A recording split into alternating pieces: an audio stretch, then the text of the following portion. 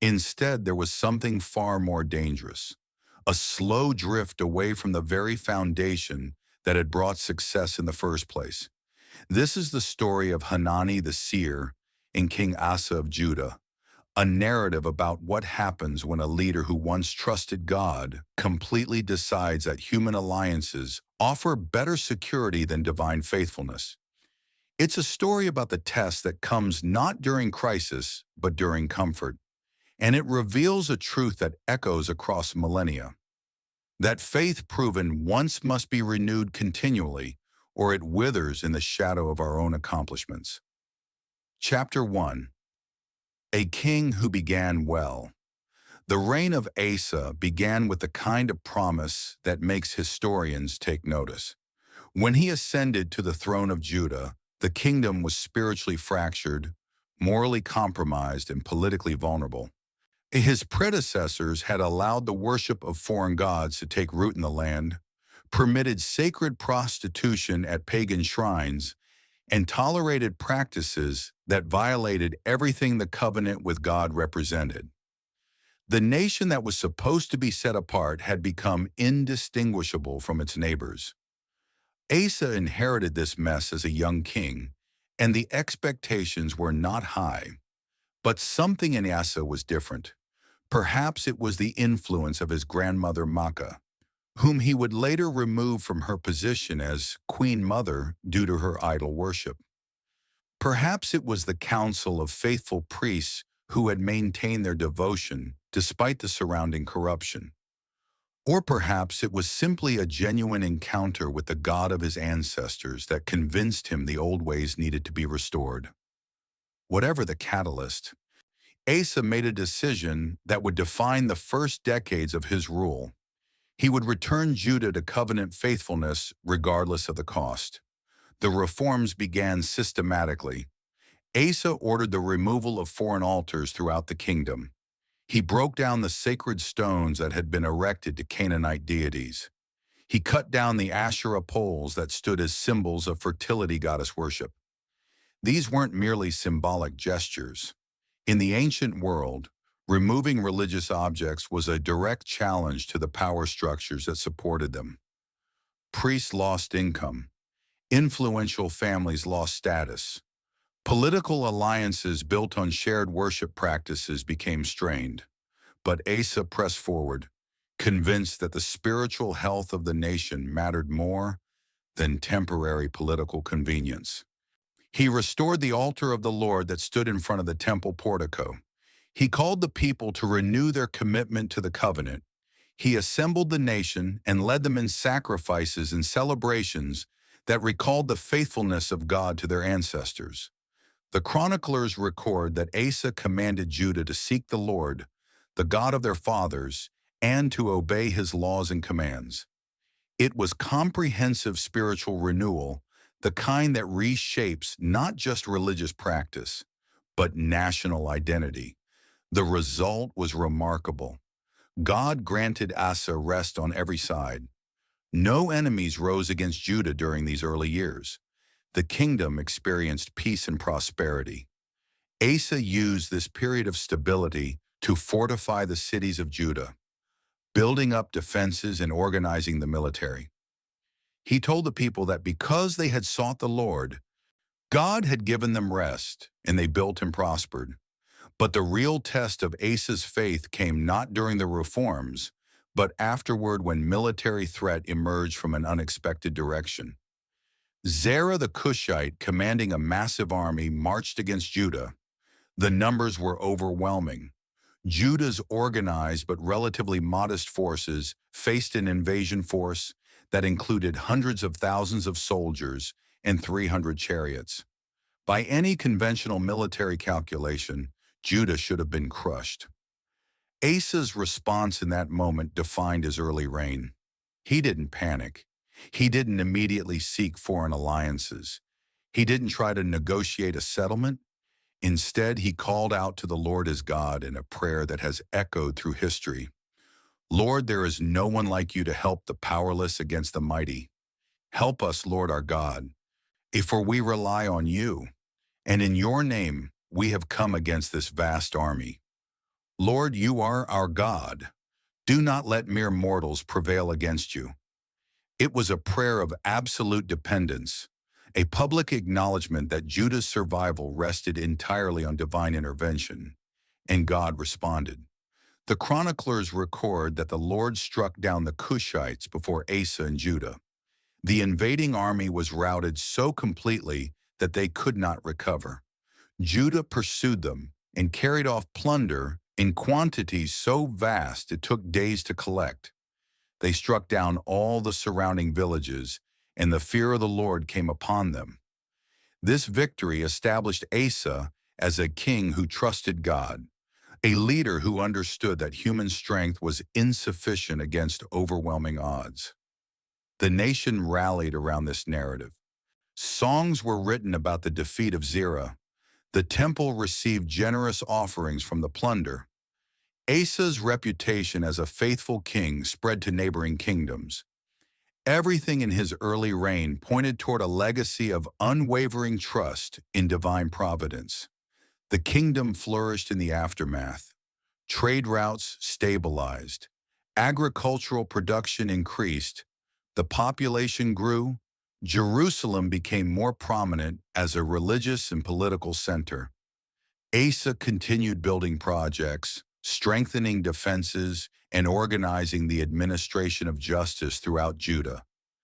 By every measurable standard, his kingship was succeeding. The reforms had worked. The faith had been vindicated. God had proven faithful. But success has a way of reshaping our understanding of why success occurred. When decades pass between the moment of desperate prayer and the next serious crisis, memory becomes selective. The vivid desperation fades. The overwhelming gratitude softens into comfortable assumption. We begin to believe that our careful planning, our wise administration, our strategic thinking played a larger role than perhaps they did. We forget the prayer that acknowledged powerlessness and remember instead the victory that proved our strength. Asa ruled in this space of established success for years. The kingdom he governed was stable, prosperous, and secure. His early decisions had created conditions for lasting peace. His spiritual leadership had unified the nation around covenant faithfulness. By the time 35 years of his reign had passed, it would have been easy to believe that Judah's strength was self-sustaining, that the foundation he had built was sufficient to handle whatever challenges might emerge. The reforms were complete, the systems were working, the threats had been neutralized. But faith is not a foundation we build once and walk away from. It is a relationship we maintain daily, a posture we must continually renew, a dependence we either acknowledge or slowly forget.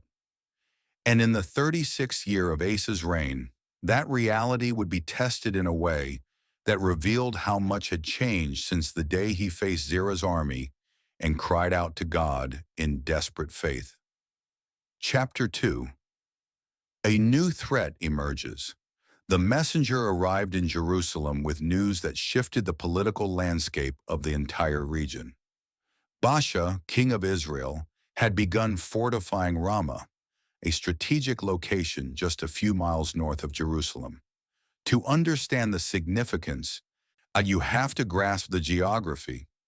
Ramah sat at a critical junction controlling the main road between the northern kingdom of Israel and the southern kingdom of Judah. By fortifying this location, Baasha was effectively establishing a military checkpoint that could control trade, monitor movement, and project power directly toward Jerusalem itself. This wasn't an invasion in the traditional sense. No armies had crossed borders, no battles had been fought, but it was absolutely a hostile act, a strategic move designed to constrain Judah's options and assert Israel's dominance in the region. The fortification of Ramah would prevent anyone from leaving or entering Judah freely. It would disrupt the economic stability Asa had spent decades building. It would make Jerusalem vulnerable to northern aggression in ways that undermined all the defensive preparations Asa had carefully constructed. The situation was serious, but it wasn't hopeless. Judah had resources. The kingdom was stable. The military was well organized. And more importantly, Judah had a history of divine deliverance that dwarfed the current challenge. Asa had faced far worse odds against Zerah's massive invasion force. Compared to that overwhelming threat, Baasha's fortification project was manageable. A king who had once prayed for help against hundreds of thousands of enemy soldiers and 300 chariots could surely trust God to handle a construction project in Ramah. But something had changed in Asa during those 35 years of peace and prosperity. The king who once called out to God in desperate dependence now assessed the situation through a different lens. He looked at the problem and saw not an opportunity to trust God again, but a political challenge requiring a political solution. He considered his options with the calculating eye of an experienced administrator, rather than the faith-filled heart of a desperate supplicant. Asa turned his attention north, but not toward God. He looked toward Damascus, toward Ben-Hadad, king of Aram. Here was a powerful regional player with his own interest in keeping Israel from becoming too strong. Here was a potential ally with military resources that could pressure Israel from the north, while Judah responded from the south. Here was a practical solution that made perfect strategic sense by the logic of international politics. The plan was straightforward. Asa would send gifts to Ben-Hadad, treasures that would make an alliance attractive. He would appeal to their existing diplomatic relationship and propose a new agreement. If Ben-Hadad attacked Israel from the north, Baasha would be forced to abandon the Ramah project to defend his own territory. The threat would be neutralized without Judah risking a direct military confrontation. It was, by conventional wisdom, a smart move. But there was a problem with the plan, one that Asa either didn't recognize or chose to ignore. The treasures he would send to Ben-Hadad weren't just state assets. They were sacred resources, gifts that had been dedicated to God, stored in the temple treasury and the palace treasury specifically because they represented the covenant relationship between Judah and the Lord. Using these resources to buy a military alliance was more than just a political maneuver. It was a theological statement, a declaration that the treasures dedicated to God could be repurposed for human schemes when circumstances required it. Asa gathered silver and gold from the temple treasuries and from his own palace treasuries. The amounts were substantial, enough to make Ben-Hadad take notice, enough to shift the balance of regional power. He sent them north with a message carefully crafted to appeal to Ben-Hadad's interests. Let there be a treaty between me and you, as there was between my father and your father. See, I am sending you silver and gold. Now break your treaty with Baasha king of Israel, so he will withdraw from me. The message revealed Asa's thinking. He wasn't approaching this as a matter requiring divine guidance. He was conducting international diplomacy according to the standard practices of ancient Near Eastern politics.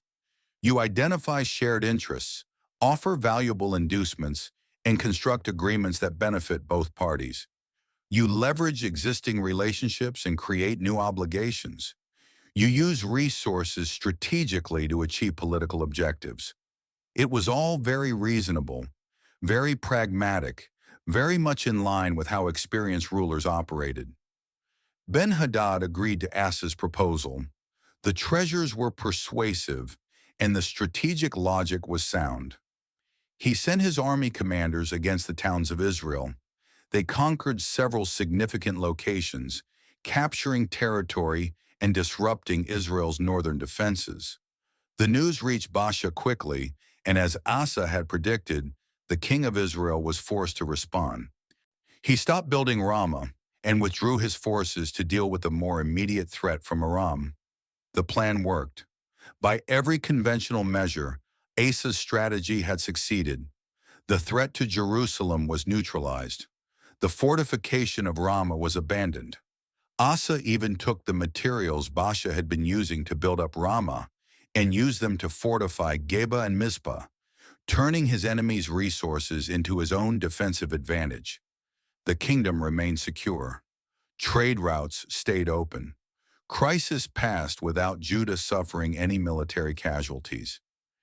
In the royal court, Asa's advisors likely praised his wisdom. The political establishment probably viewed it as masterful diplomacy. The people of Jerusalem, unaware of the deeper theological implications, simply felt relieved that the threat had passed without war coming to their doorstep. By the metrics that typically measure royal success, Asa had performed brilliantly. He had identified a problem, formulated a solution, and executed it effectively. The king who had once reformed Judah's spiritual life had now demonstrated equal skill in managing its political challenges. But there was a perspective missing from all these calculations, a voice that would speak uncomfortable truth about what had actually happened. Because while Asa had solved the immediate political problem, he had revealed something far more troubling about the trajectory of his faith. The king who once declared, "Lord, there is no one like you to help the powerless against the mighty," had just demonstrated that he no longer saw himself as powerless.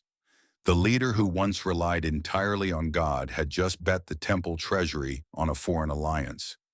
The man who had taught his nation to trust divine providence above human strength had just written a different lesson entirely, and someone was about to point that out. Chapter 3. The Prophet Speaks. Hanani was not a prominent figure in the royal court. He wasn't one of the advisors who surrounded Asa daily offering counsel on political matters and military strategy. He wasn't part of the administrative structure that managed the kingdom's affairs.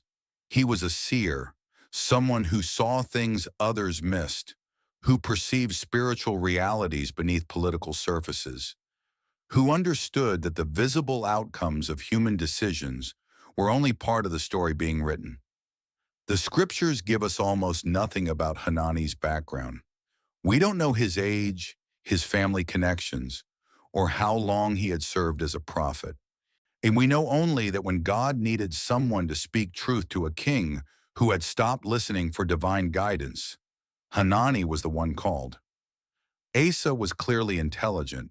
It was the specific kind of folly that comes from trusting created things over the Creator, from believing that human schemes could provide better security than divine faithfulness. And the consequence wasn't divine punishment in the sense of God actively harming Judah. It was the natural result of the choice Asa had made. By demonstrating that Judah would solve its problems through human alliances rather than trust in God, Asa had ensured that Judah would continue facing problems that required constant human maneuvering.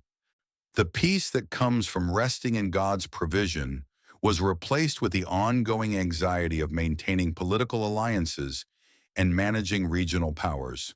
From now on, there would be wars, not because God ordained them as punishment, but because Asa had chosen to operate in the realm of human conflict rather than divine peace.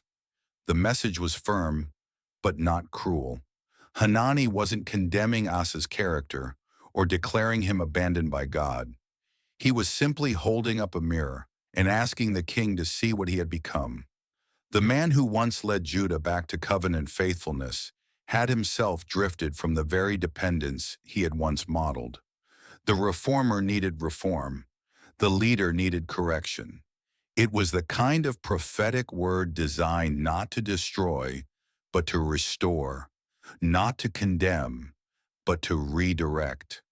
Hanani had come to give Asa the opportunity to recognize his drift and return to the faith that had once defined his kingship. All Asa had to do was listen, acknowledge the truth of what Hanani was saying, and choose dependence over self-reliance once more. But that's not what happened. Chapter 4. The Uncomfortable Truth. When prophetic correction lands in the heart of a humble person, it produces repentance. When it lands in the heart of a proud person, it produces rage. Hanani's words weren't harsh by prophetic standards. There were no pronouncements of destruction, no declarations of exile, no dramatic judgments. The message was actually quite measured. You relied on human help instead of God. And as a result, you'll continue dealing with human conflicts instead of experiencing divine peace. It was an observation about consequences, not a vengeful curse. But Asa heard something different.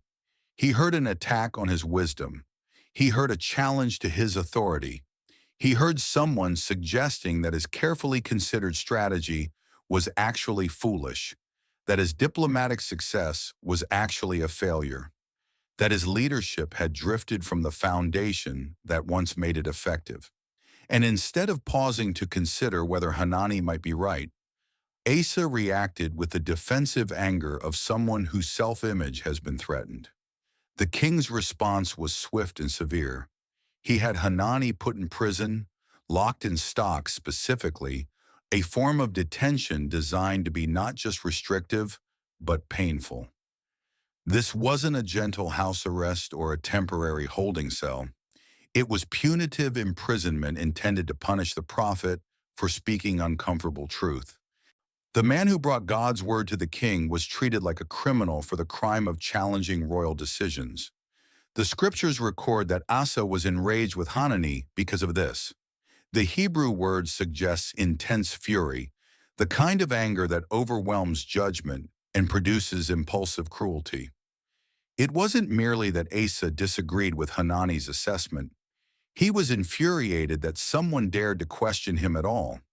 The king, who had once listened to spiritual counsel and acted on it, had become the kind of leader who punished anyone who challenged his choices. And it didn't stop with Hanani. The text tells us that at the same time Asa brutally oppressed some of the people. The prophet's imprisonment created a climate of fear that extended beyond one individual. Others in the kingdom, perhaps those who had voiced agreement with Hanani or simply failed to praise Asa's handling of the Basha crisis enthusiastically enough, found themselves facing harsh treatment. The king who had once unified Judah through spiritual renewal was now ruling through intimidation. This is what makes Asa's story particularly tragic. He didn't become a tyrant overnight. There was no sudden transformation from faithful king to brutal dictator. Instead, there was a gradual drift, a slow erosion of the humility that had once characterized his leadership. Success had replaced dependence. Confidence had replaced trust. And when those shifts were pointed out by a prophet, pride prevented Asa from seeing what had happened to him. Think about the psychology of what occurred.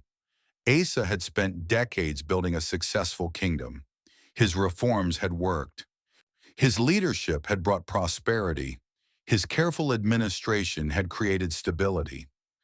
Every advisor around him likely confirmed that he was doing well. The people lived in peace. The enemies had been neutralized. By every visible measure, his kingship was succeeding. And then Hanani showed up and said, essentially, "You've forgotten what made you successful in the first place? You're trusting the wrong things." That's almost impossible for a powerful person to hear.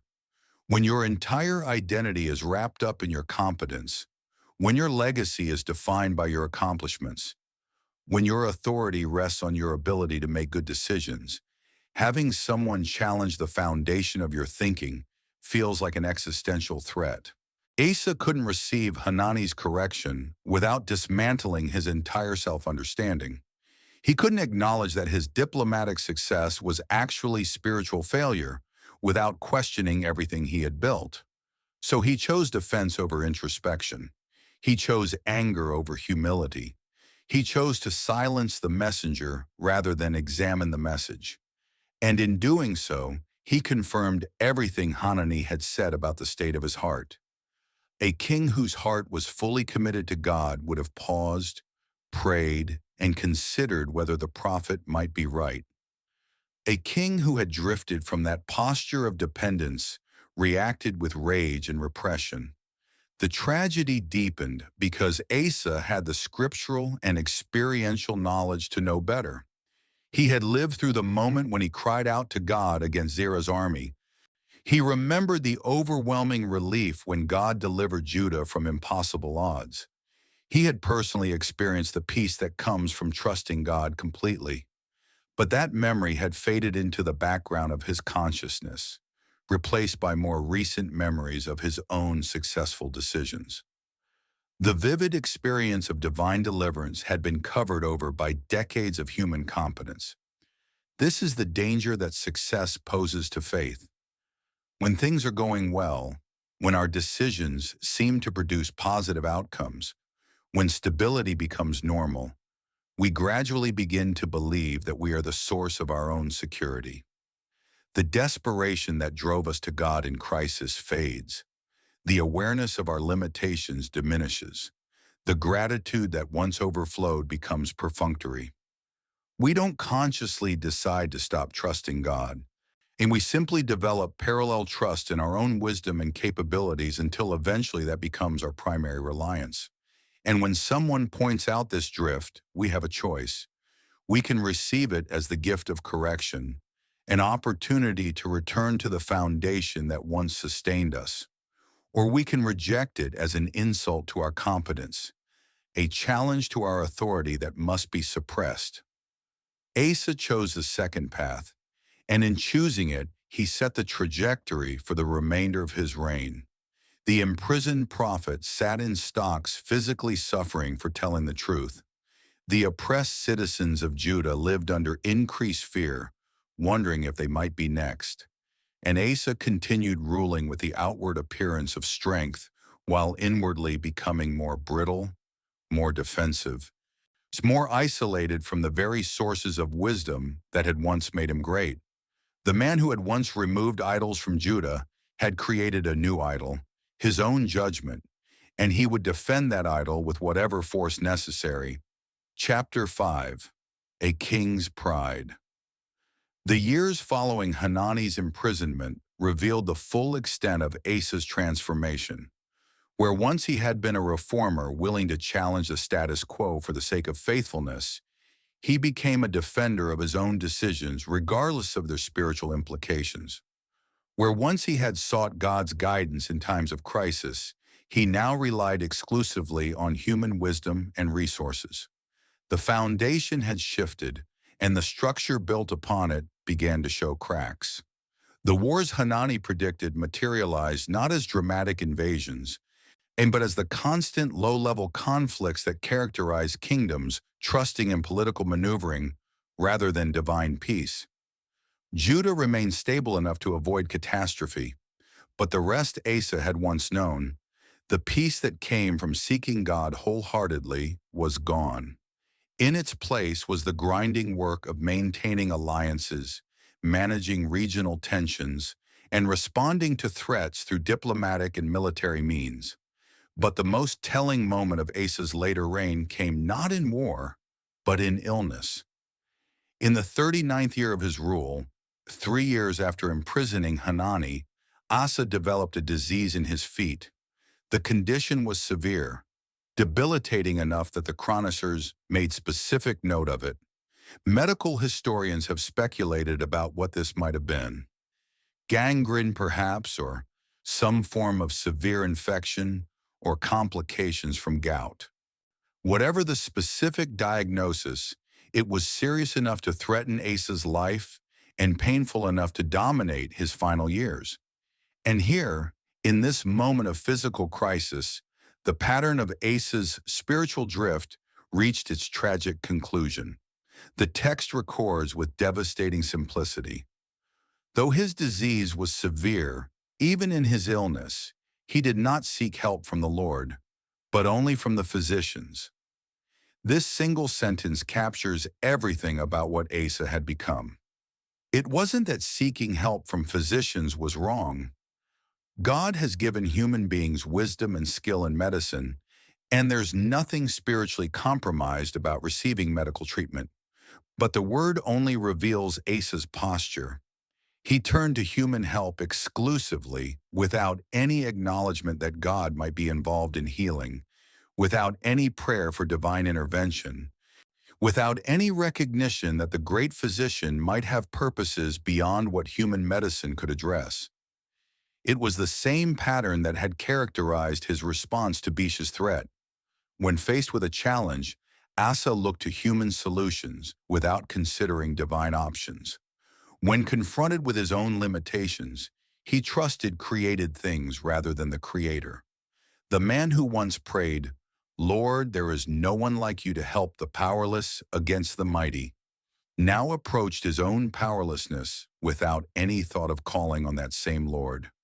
The physicians did what they could.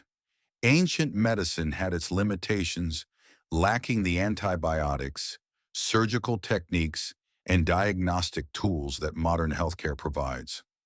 They would have applied picuses, recommended dietary changes, perhaps attempted procedures that we would recognize as primitive, but they couldn't heal Asa.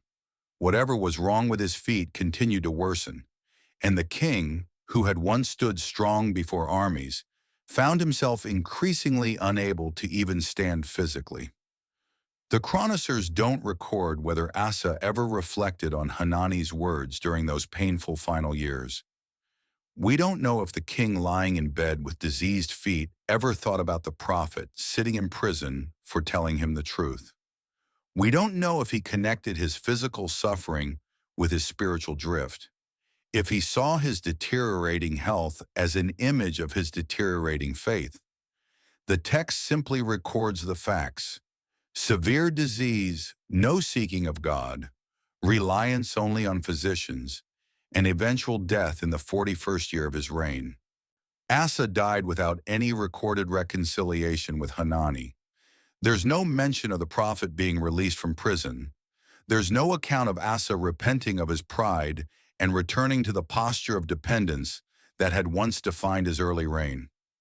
The man who began so well, who reformed a nation and trusted God for impossible victory, ended his life having imprisoned the last prophet who dared to challenge his self-sufficiency.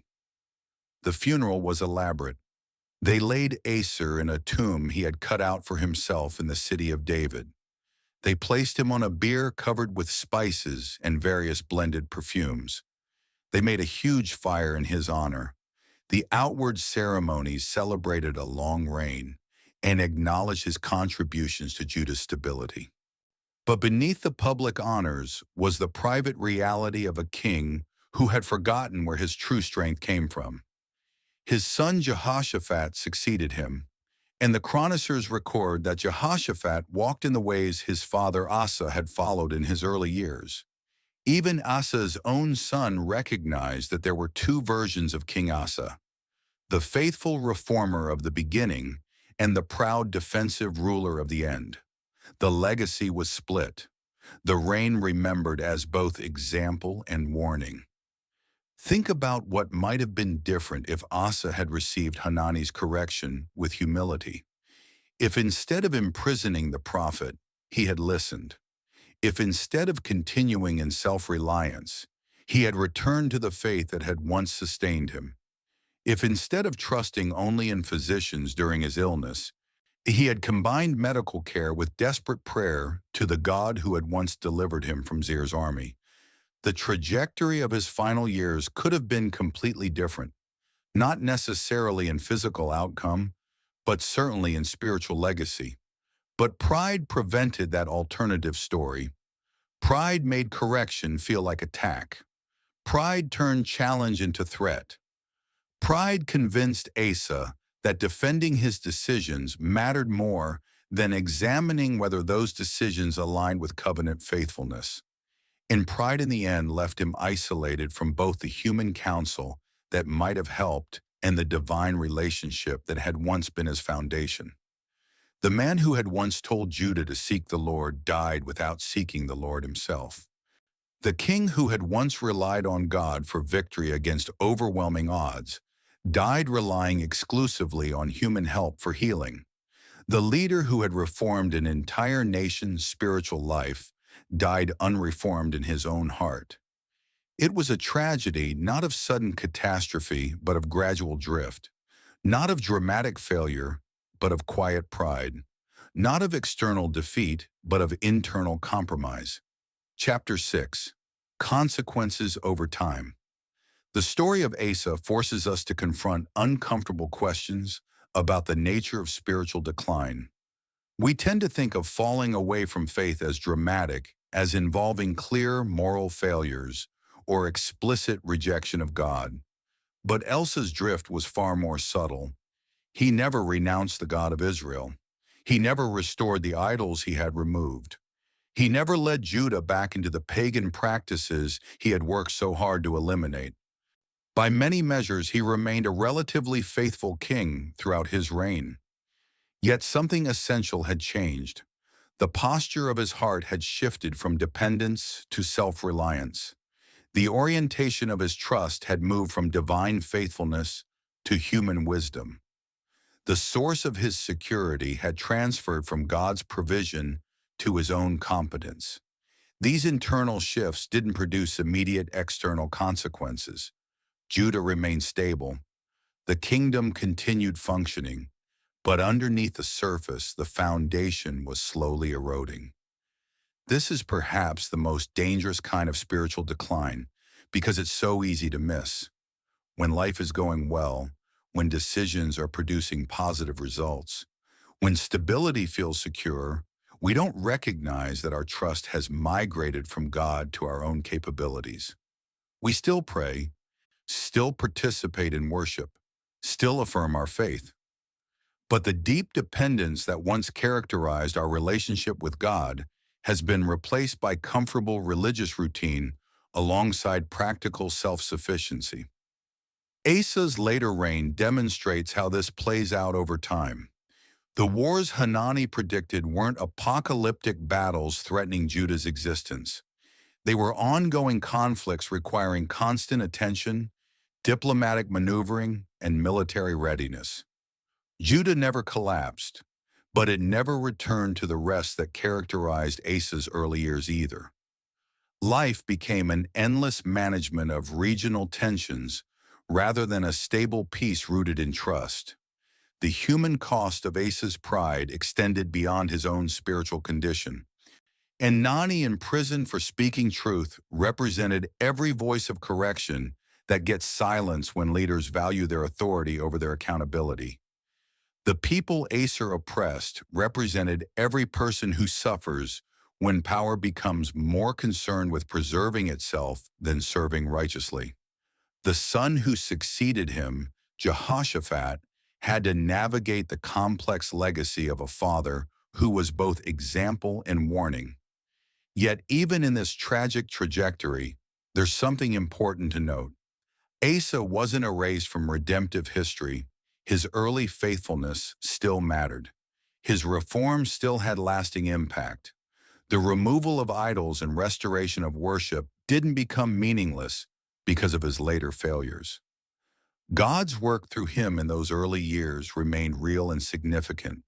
And the story of Asa isn't that one set of failures negates a lifetime of faithfulness. It's that a lifetime of faithfulness can still end badly if we stop renewing the posture that made that faithfulness possible. The chroniclers recorded Asa's reign with neither complete condemnation nor unqualified praise. They acknowledged his strengths and documented his failures. They celebrated his early faithfulness and lamented his later pride. They preserved his story not to destroy his legacy, but to teach future generations about the ongoing nature of faith, about the danger of resting on past spiritual victories, about the necessity of continual dependence, regardless of how stable life appears. The contrast between young Asa facing Zir and old Asa facing illness crystallizes the entire narrative. The young king, overwhelmed by impossible odds, he cried out to God in complete dependence. The old king, overwhelmed by disease, sought only human help. Both moments involved genuine powerlessness. Both situations exceeded Asa's ability to solve through his own strength. But in one, He recognized his limitations and turned to God. In the other, he trusted only in human capabilities despite having experienced divine deliverance decades earlier. What happened between those two moments? Success, stability, and the gradual accumulation of confidence in his own wisdom. Nothing dramatic, nothing sudden, just a slow drift that comes when we stop actively renewing our dependence on God. The memory of crying out in desperate faith faded, replaced by more recent memories of competent leadership and wise decision-making. The experiential knowledge of divine deliverance was covered over by decades of self-sufficient problem-solving.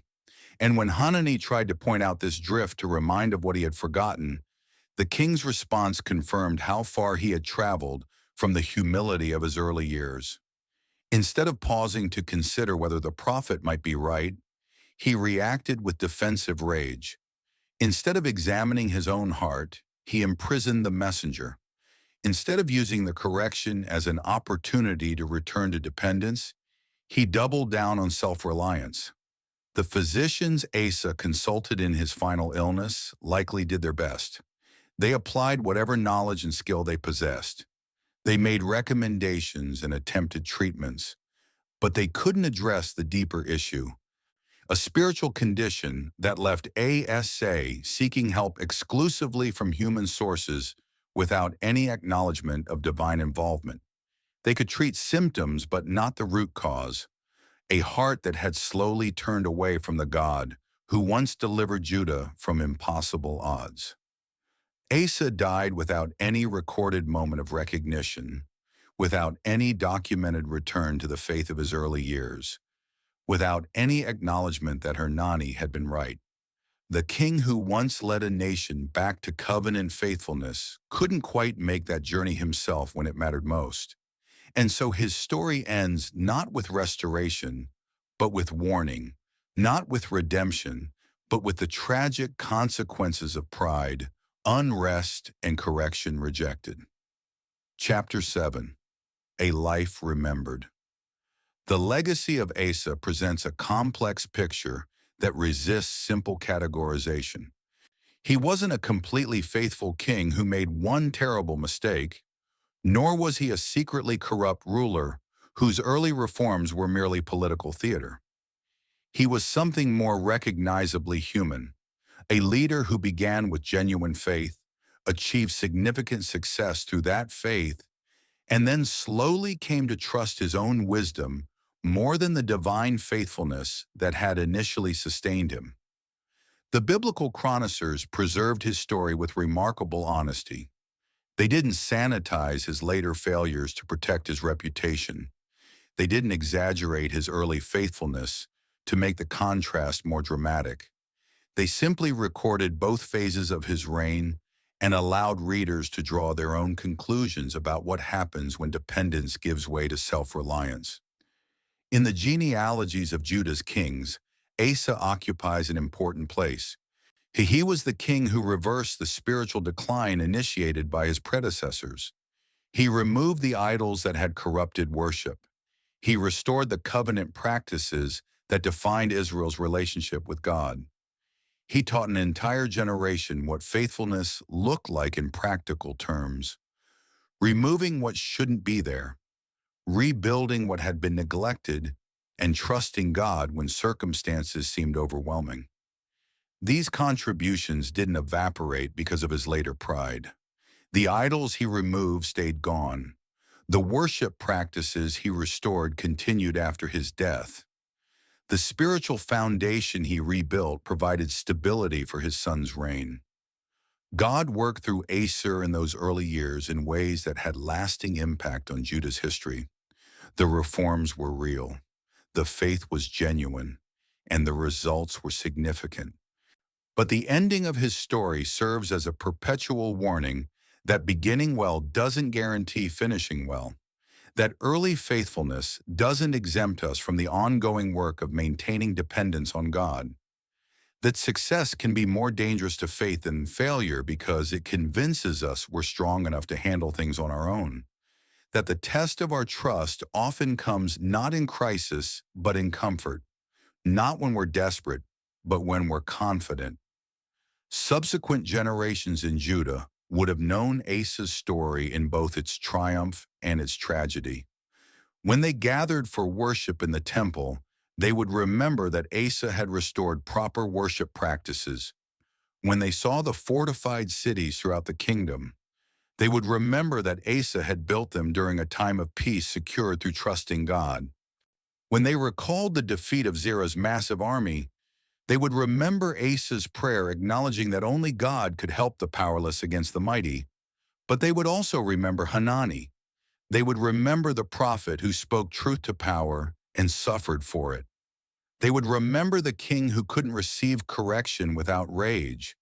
They would remember the lesson that imprisoning truth doesn't change truth, that silencing prophets doesn't validate the decisions they challenge, that defending our choices through force reveals the weakness of our position rather than its strength.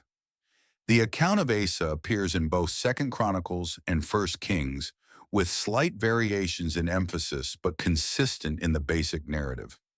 Both accounts acknowledge his early faithfulness and document his later failures. Both record his successful military victory against Zer and his problematic alliance with Ben-Hadad. Both note his reform efforts and his imprisonment of Hanani. The dual preservation of his story in Scripture suggests its importance as a teaching tool for understanding the ongoing nature of faith. For the people of Judah living under subsequent kings, Asa's reign provided categories for evaluating leadership. A king could be assessed not just by his policies, but by his posture toward God. The question wasn't merely whether idols were removed or enemies defeated, but whether the king maintained the posture of dependence that recognized God as the true source of security. A leader who began well but ended poorly taught something just as important as a leader who remained faithful throughout. That faith requires continual renewal. That trust must be consciously maintained. That dependence doesn't become automatic just because we once experienced it deeply. The chronicler's treatment of AA also revealed something important about biblical historiography. They weren't engaged in propaganda designed to make every faithful king look perfect or every unfaithful king look completely evil. They recorded reality with its complexities and contradictions, allowing human beings to appear human, acknowledging that the same person can make both wise and foolish decisions, can act from both faith and pride, can lead with both humility and arrogance, depending on the circumstances and the condition of their heart. This honest accounting serves readers across millennia by validating our own complex experiences of faith. Now, we don't have to pretend that spiritual life is simple or linear. We don't have to hide our struggles with pride or minimize our failures to trust God.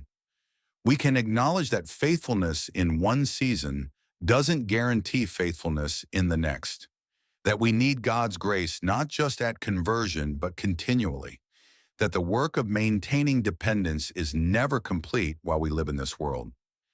Asa's story also functions as a warning against the particular temptation of religious leaders and mature believers. People who have experienced significant spiritual victories, who have led others to faith, who have contributed to God's work in substantial ways, face a unique danger. The very success of their faithfulness can become a source of pride that gradually replaces the dependence that made that faithfulness possible. The recognition of their spiritual maturity can convince them they've graduated beyond the need for correction. The respect of others can insulate them from the truth about their own hearts. When Hanani approached Asa, he wasn't confronting a flagrant sinner or an obvious hypocrite.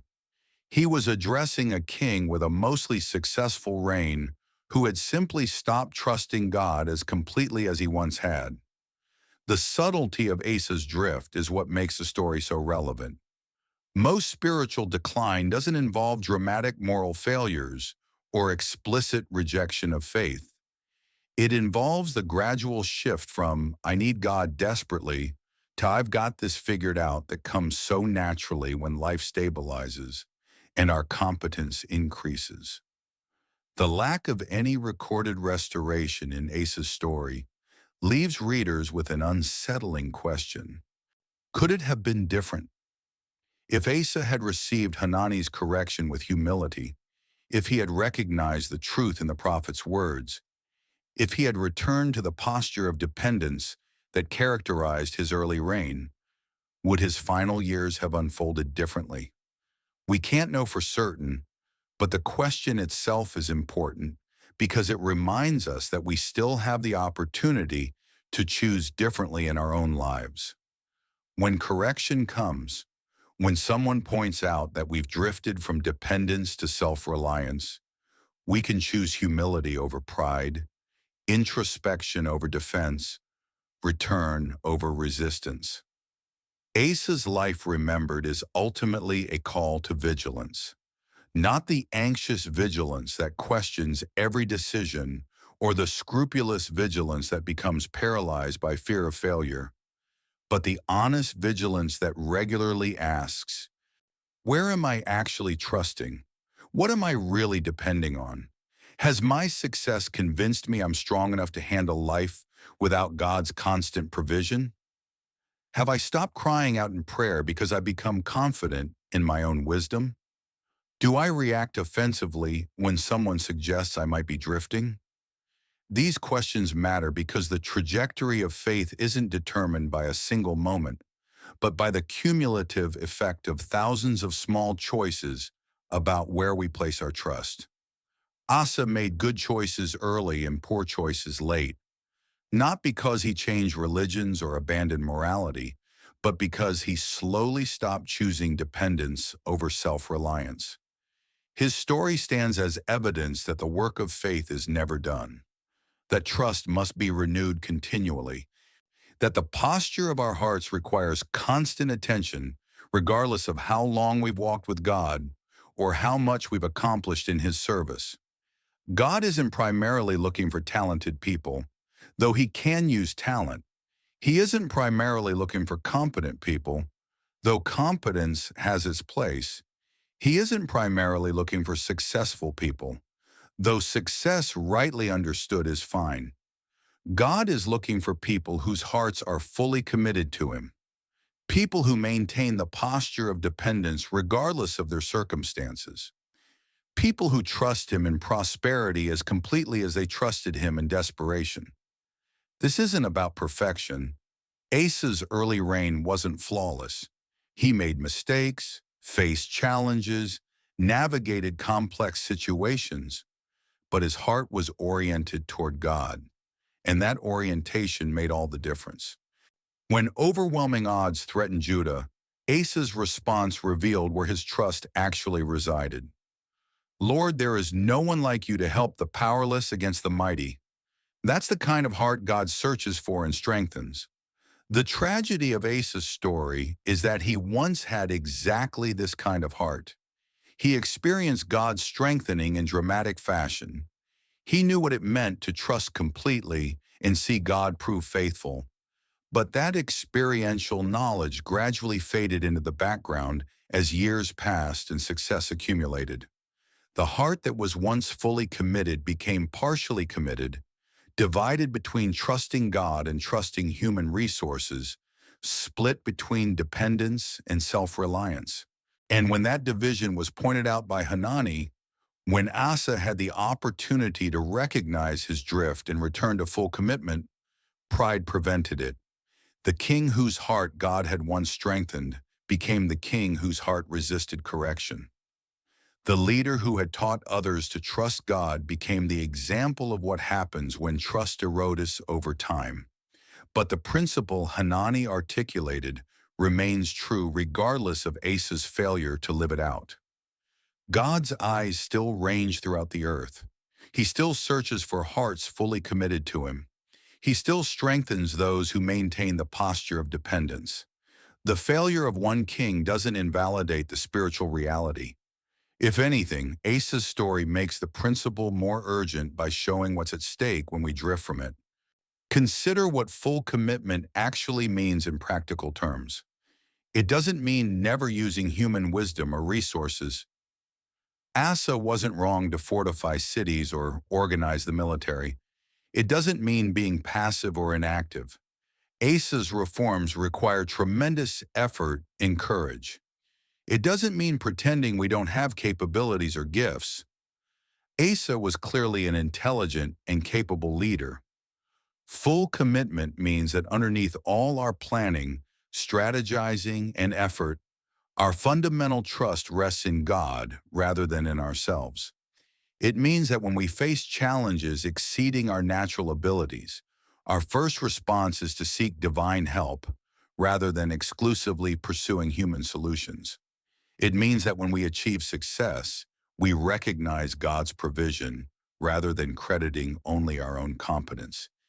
It means that when someone points out we're drifting from this posture, we receive it as correction rather than attack. Asa's early prayer against Zer perfectly captured this balance. He didn't pray instead of organizing his army. He organized his army and prayed. He didn't deny that military strategy mattered. He acknowledged that no strategy could overcome the odds without divine intervention.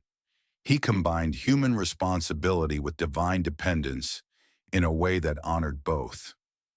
That's what full commitment looks like in action. The contrast with his later response to Bashar's threat couldn't be sharper.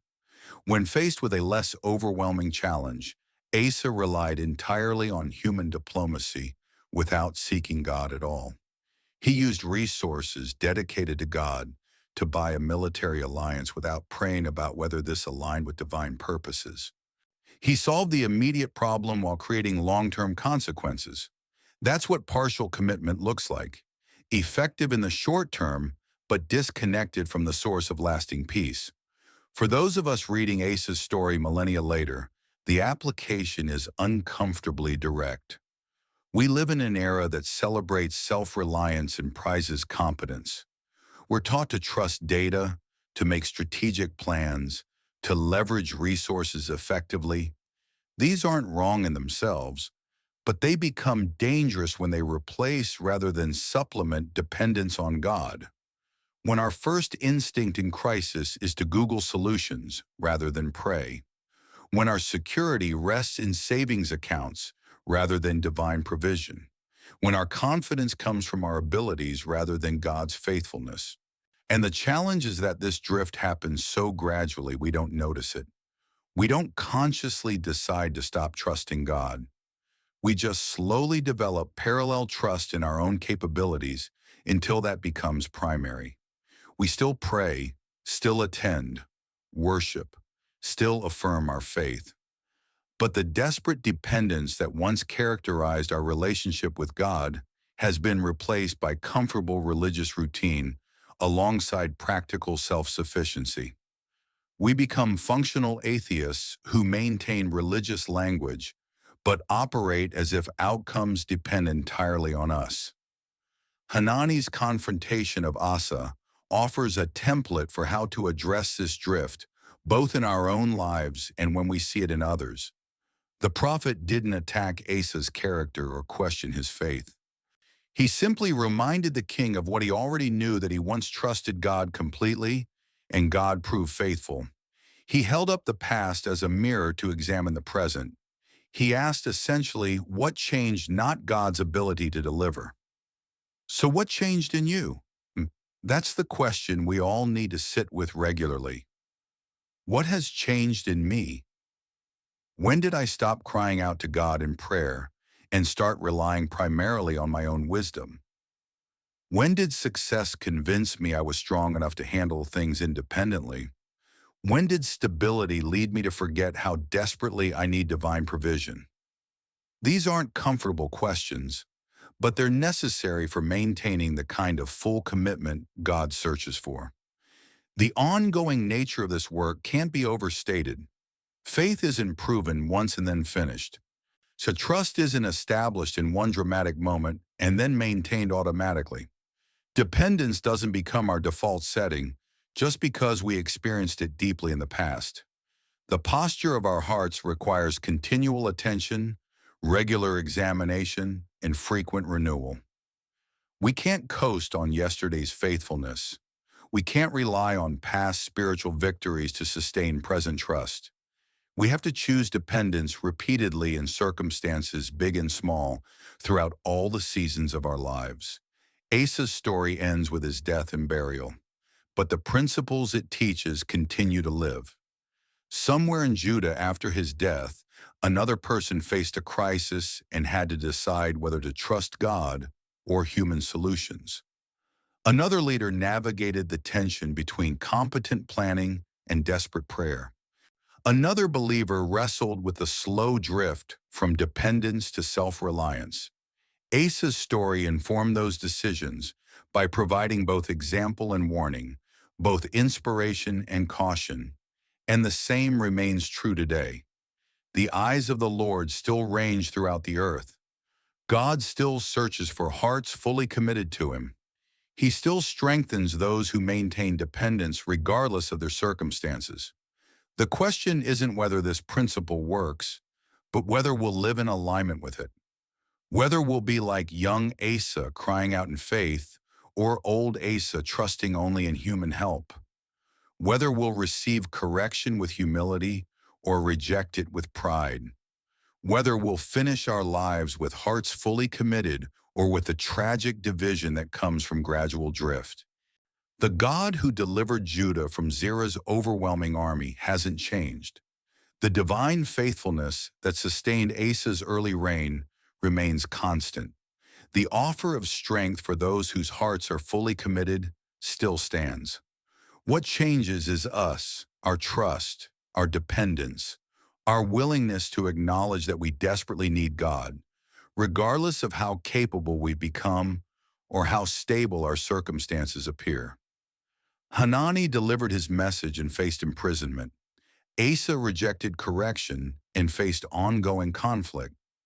But the truth Hanani spoke didn't depend on Asa's reception.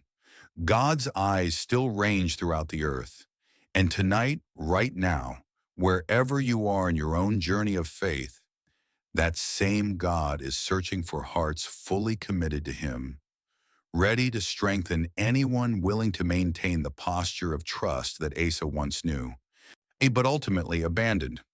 The story doesn't end with answers to every question. We don't know what finally happened to Hanani. We don't know if Asa ever regretted his response. We don't know how different his final years might have been if he had chosen humility over pride. But we do know this: faith must be renewed continually. Trust can't rest on past victories. Dependence requires ongoing choice. And the God who once strengthened a king, who cried out in desperate faith, still searches for hearts positioned to receive that same strengthening today. That's the legacy of Asa's mixed reign, the warning from his later failures, the hope from his early faithfulness, and the ongoing invitation embedded in Hanani's words. The eyes of the Lord are still searching. The question is whether our hearts remain fully committed, or whether, like Asa, we've slowly drifted into trusting our own strength while maintaining the language of faith. It's a question worth sitting with because how we answer it shapes not just our immediate circumstances, but the entire trajectory of our lives and the legacy we leave behind. There is a place in the ancient world where the wind carries the scent of cedar and jasmine through corridors of polished stone, where lamplight bends against gold-threaded curtains, and the footsteps of servants echo through halls wide enough to swallow the memory of entire nations.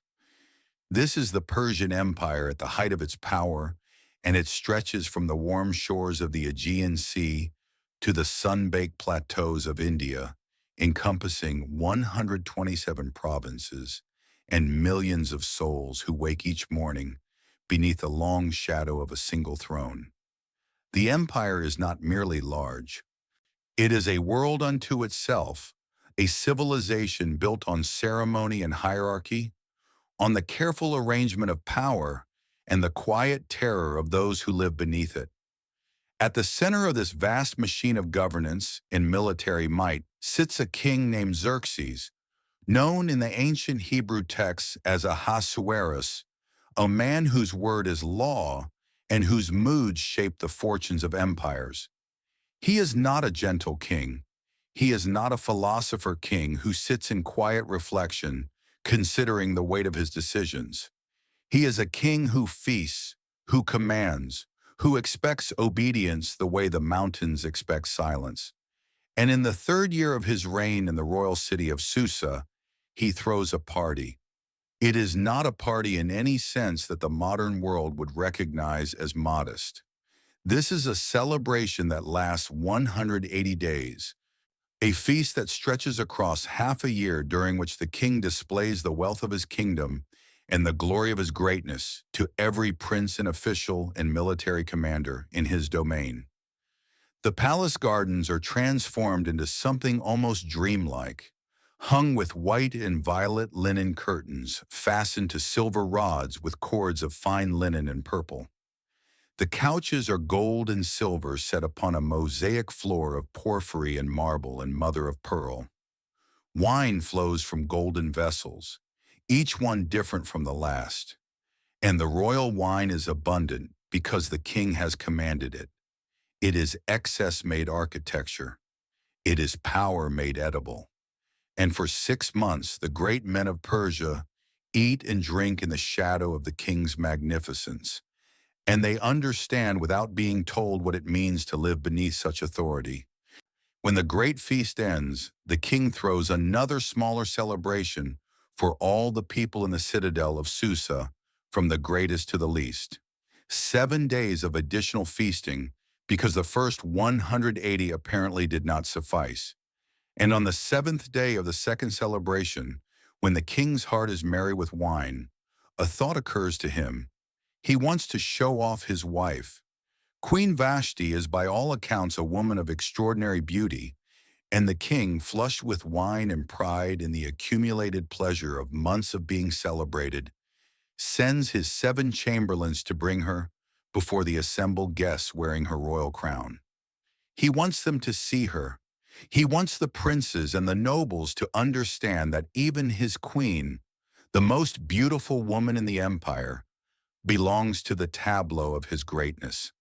She is in his mind in this moment another treasure to be displayed alongside the golden vessels and the marble floors and the violet curtains. Vashti refuses. It is one of the most startling moments in all of ancient literature. This quiet, firm refusal from a woman who has every reason in the world to simply comply. We're not given her reasons. The text does not explain her thinking or record her words. It simply tells us that she refused. And this refusal lands in the king's court like a stone dropped into still water, sending ripples of consequence outward in every direction. The king is furious. His rage burns within him, and he turns to his wise men, the 7 princes of Persia and Media, who have access to the king and rank highest in the kingdom. And he asks them what the law demands should be done to Queen Vashti for failing to obey the king's command. The wise men, being wise in the particular way of men who wish to preserve their own power, recognize immediately that this is not simply a domestic dispute. This is a political crisis. If word spreads throughout the empire that Queen Vashti refused the king's command and suffered no consequence, they argue, then every wife in the empire will feel emboldened to show contempt for her husband. The nobles of Persia and Media will hear of what the queen has done, and there will be contempt and anger enough to fill 100 provinces. The solution, they say, is clear.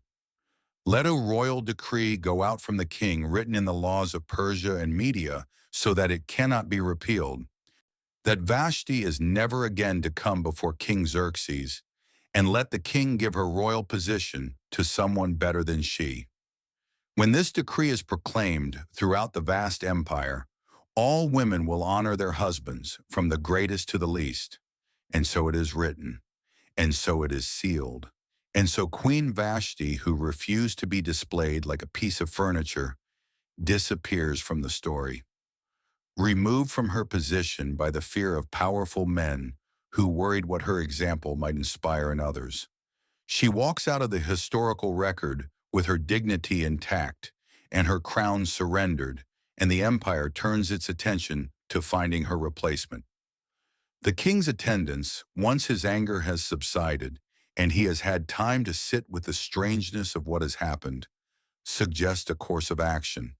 Let beautiful young virgins be sought throughout the provinces of the empire. Let the king appoint commissioners in every province to gather all beautiful young women to the harem in Susa, to the care of Haggai, the king's eunuch who is in charge of the women. Let them receive beauty treatments for 12 months, and then let the young woman who pleases the king be made queen in Vashti's place. The king agrees. The decree goes out, and from every corner of that vast empire, young women begin the long journey to the palace in Susa.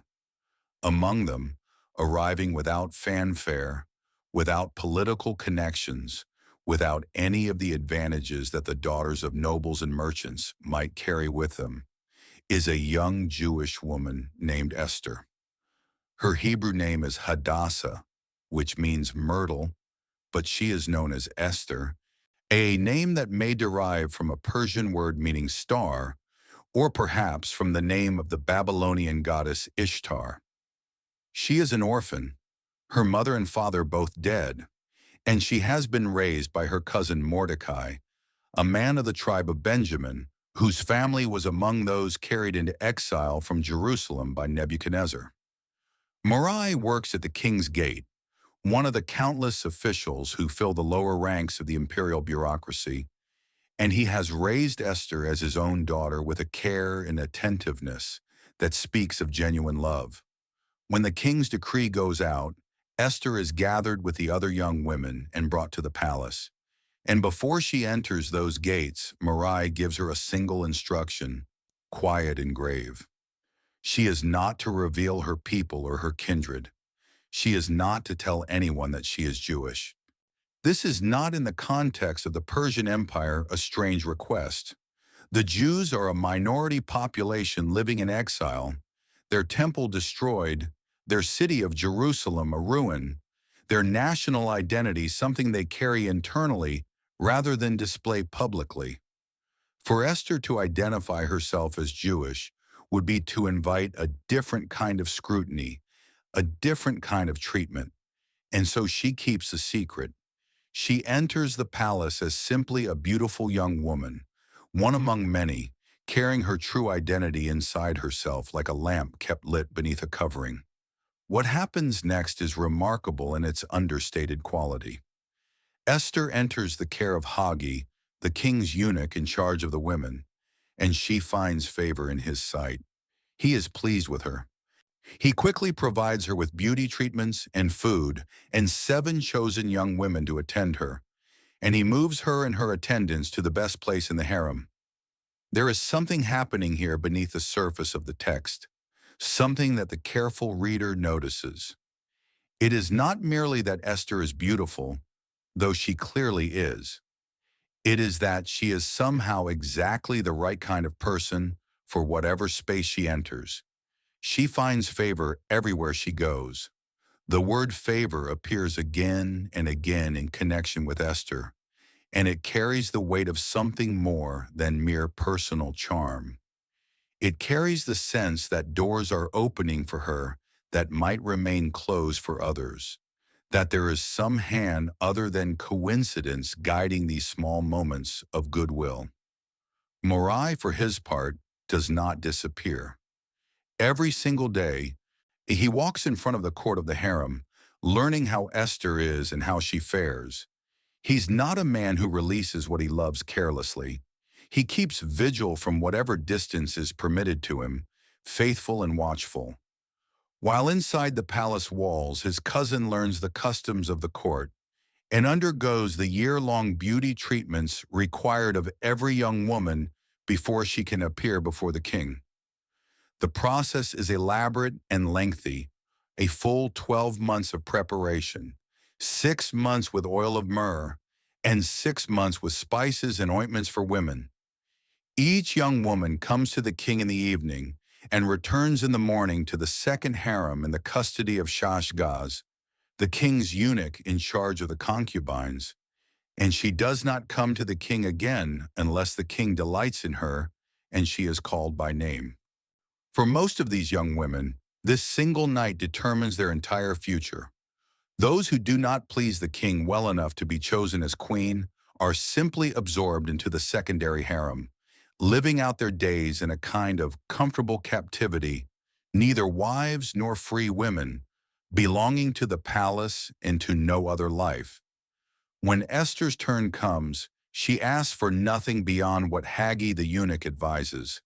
She does not pile herself with jewelry and perfume and elaborate costuming the way some of the others might. She trusts the judgment of the man who has watched the king's preferences over years of service. Who knows better than anyone what quality of simplicity or what kind of presence will resonate in that throne room? And when she comes before the king loves her more than all the women, and she wins grace and favor in his sight more than all the virgins. He places the royal crown on her head and makes her queen instead of Vashti. The king holds a great feast in Esther's honor, giving grants to the provinces and giving gifts with royal generosity. Esther is queen. She lives in the palace with all its beauty and danger and political complexity, carrying her secret Jewish identity inside her, the way you carry a flame against the wind, both concealing it and guarding it. And Marai continues to sit at the king's gate, keeping his vigil, watching the story unfold. It is while he is sitting there at the gate that Marai overhears something important. Two of the king's officials, Bigthan and Teresh, who guarded the threshold of the palace, have grown angry with the king and are planning to assassinate him. Mordecai learns of this plot and tells Queen Esther, and Esther tells the king in Marai's name. The matter is investigated, found to be true, and the two men are hanged on the gallows. And then this detail, this act of loyalty and service that saved the king's life, is recorded in the book of the Chronicles in the king's presence. It is recorded, written down, filed away, and then apparently nothing happens. Marai receives no reward, no promotion, no recognition.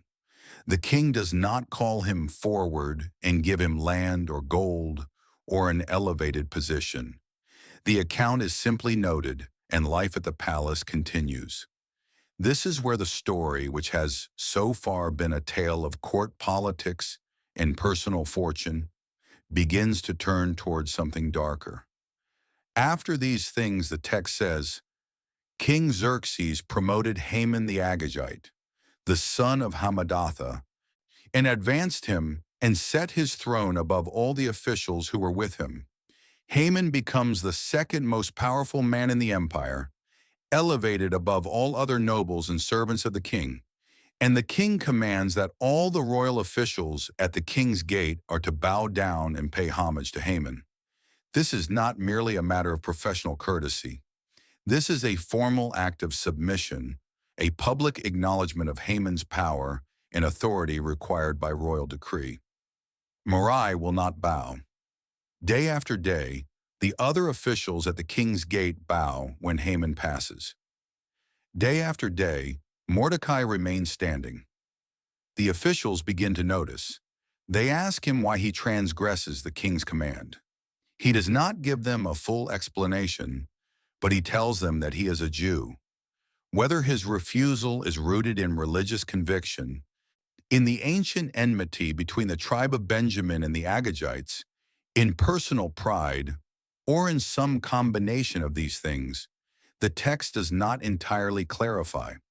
What is clear is that he will not bow.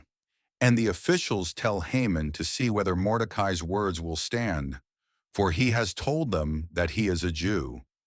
When Haman sees for himself that Marai does not bow down or pay homage to him, he is filled with fury. But he has also been told that Marai is a Jew. And this information, combined with his rage, produces something monstrous in his thinking. It is not enough for him to destroy Morai alone. The text says he has been told what people Morai belongs to, and he disdains to lay hands on Mordecai alone.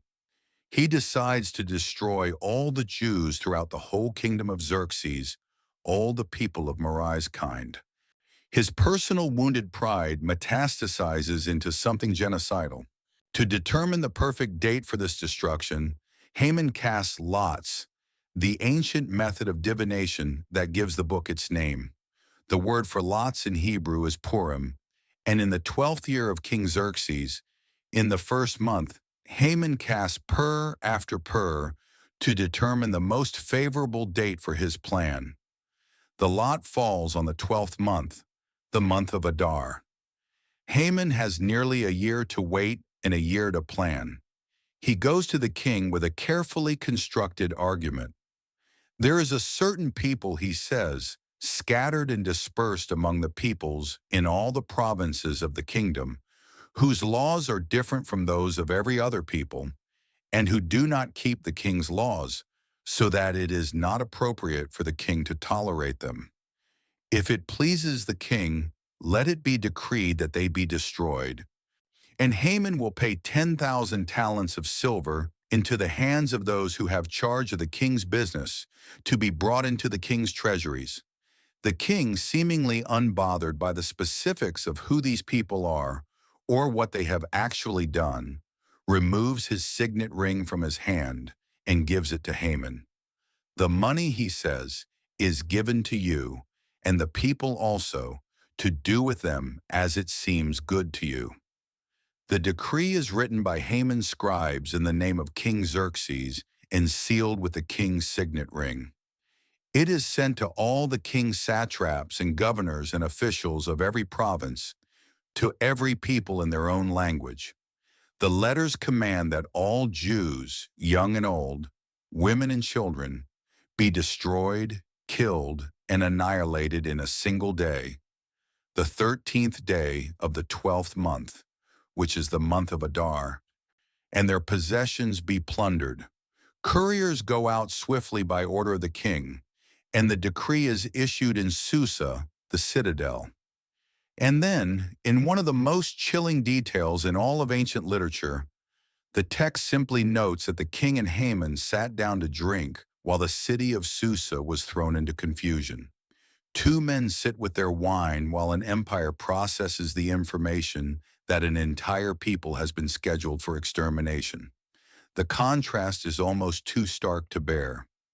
While Haman and the king drink, Jewish communities throughout 127 provinces are reading the decree, understanding what it means, beginning to mourn. And in Susa itself, Morai tears his clothes and puts on sackcloth and ashes, and goes out into the middle of the city, wailing with a loud and bitter cry.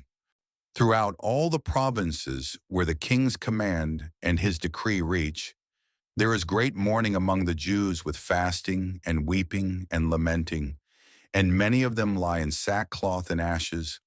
When Esther's young women and her eunuchs come and tell her what is happening, she is deeply distressed. She sends garments to Mordecai to clothe him, to replace the sackcloth, but Mordecai does not accept them. She sends one of the king's eunuchs, Hathach, to learn what is happening and why. And Mordecai tells Hathach everything that has happened and gives him a copy of the text of the decree that was issued in Susa for the Jews' destruction, so that Hathach can show it to Esther and explain it to her and charge her to go to the king and beg his favor and plead with him on behalf of her people. When Esther receives this message, her response is honest and frightened and deeply human. She sends Hathach back to Mordecai with her answer. All the king's servants and the people of the king's provinces know that if any man or woman goes to the king inside the inner court without being called, there is but one law: to be put to death, except the one to whom the king holds out the golden scepter so that he may live. And she has not been called to come into the king for 30 days. This is the reality of her life. She is the queen of the most powerful empire in the known world, and she cannot simply walk into the throne room and speak to her husband. The protocol is absolute. To approach the king uninvited is to risk death. The golden scepter extended toward you is mercy.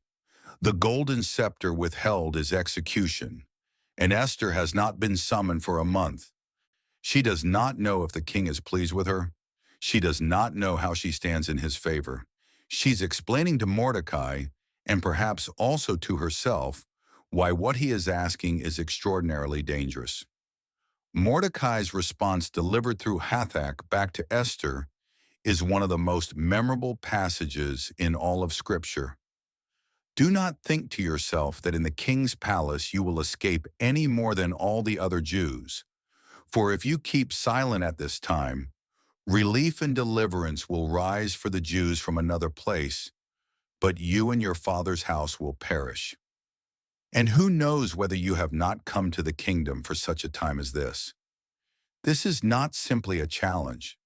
It is a theological statement and a practical argument simultaneously. Mordecai is telling Esther that her position does not protect her. If she thinks that being queen means she will be exempted from the coming destruction, she is wrong. The decree names all Jews without exception. And then he makes the deeper point, the one that has echoed through centuries of commentary and reflection.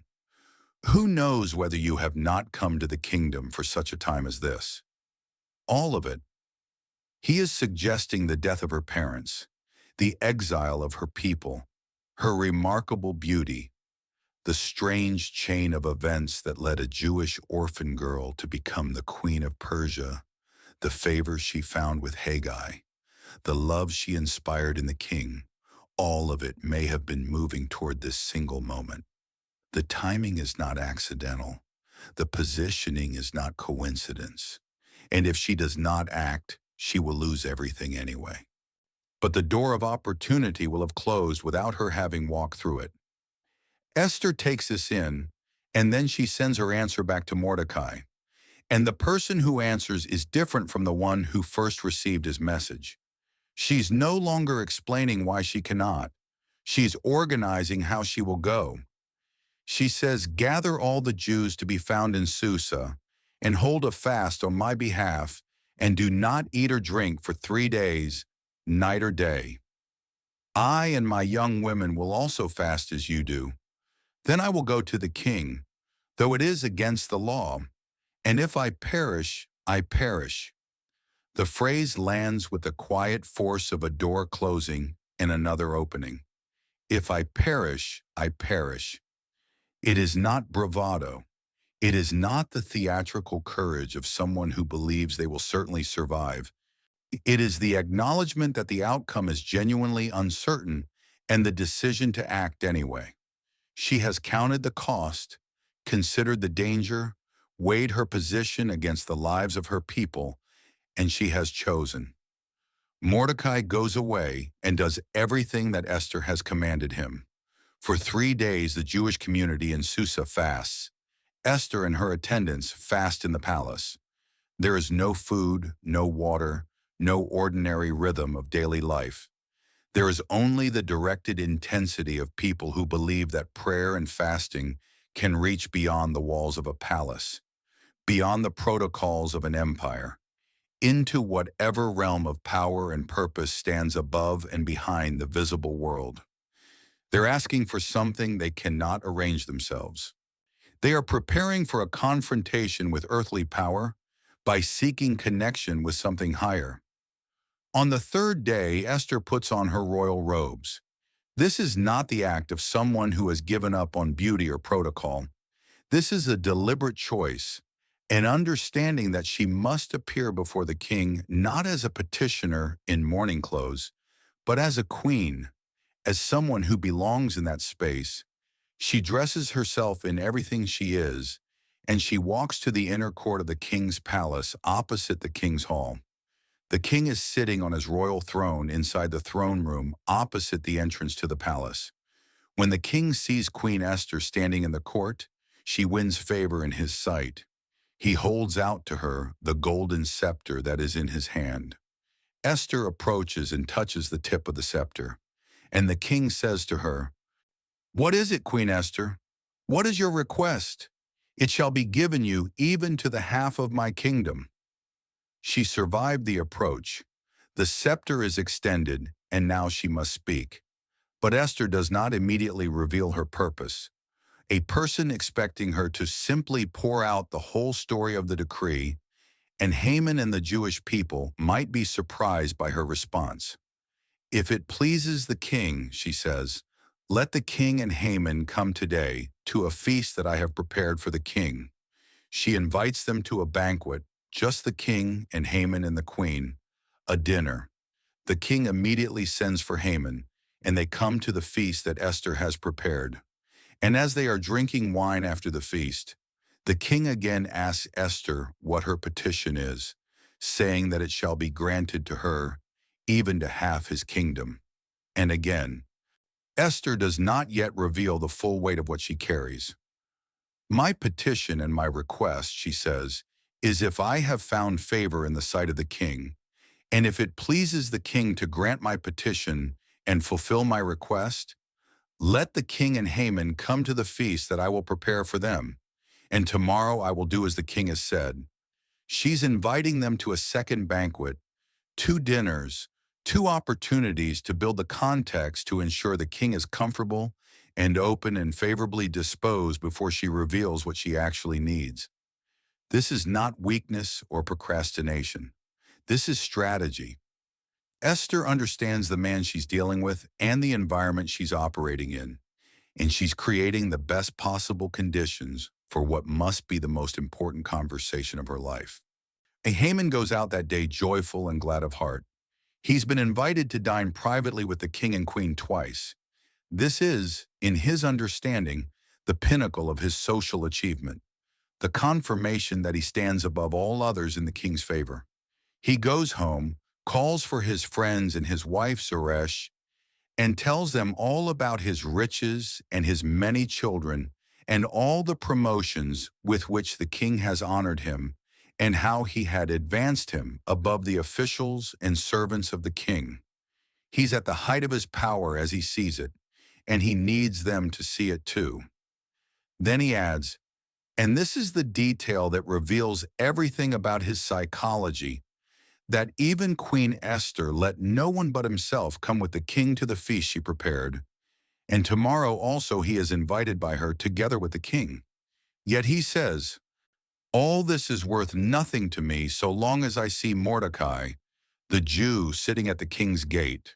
He cannot enjoy it. All the wealth, all the honor, all the private dinners with royalty, all of it is poisoned by the fact that one man, a minor official at the city gate, will not bow to him. His wife and friends have a simple suggestion. Let a gallows 50 cubits high be made, and in the morning tell the king to have Mordecai hanged on it. Then go joyfully with the king to the feast. This suggestion pleases Haman, and he has the gallows built. That night the king cannot sleep. It is one of those simple details that changes everything. An emperor in his palace, the most powerful man in the world, lying awake in the dark with his thoughts.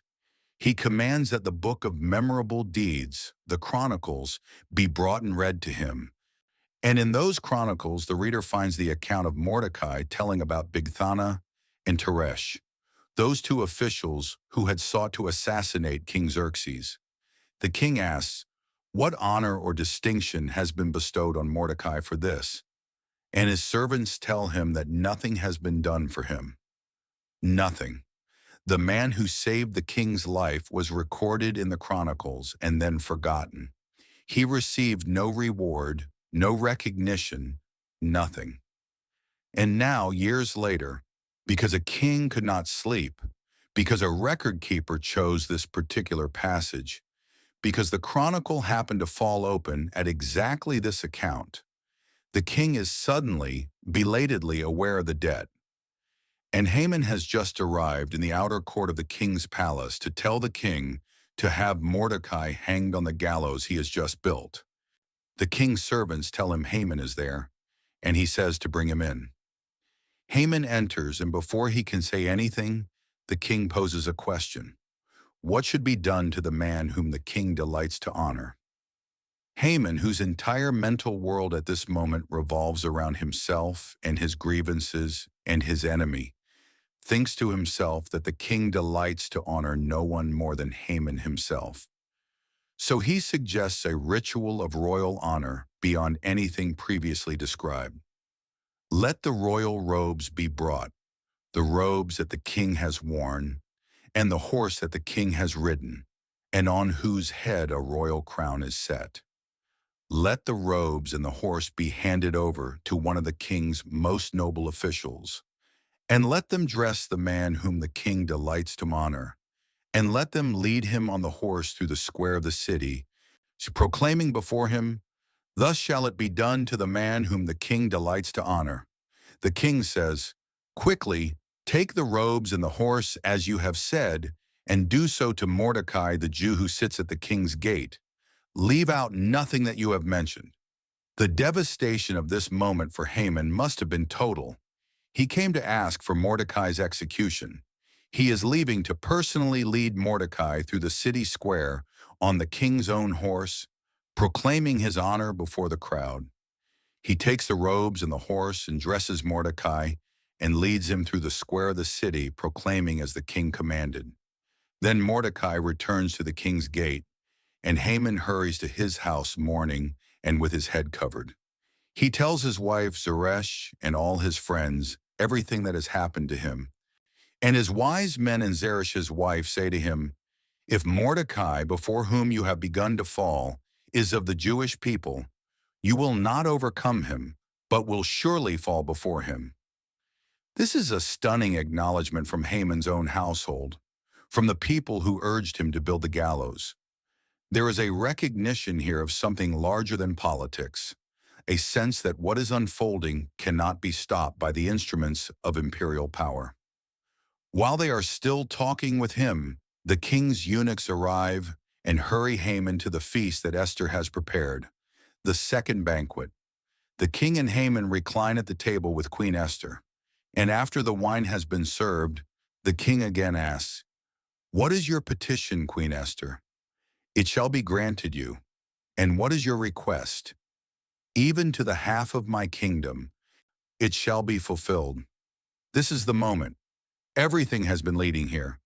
3 days of fasting, the careful strategy of the first dinner, the sleepless night of the king, the public humiliation of Haman, and now Esther sits at a table with both her husband and her people's would-be destroyer, and the king is asking her what she wants.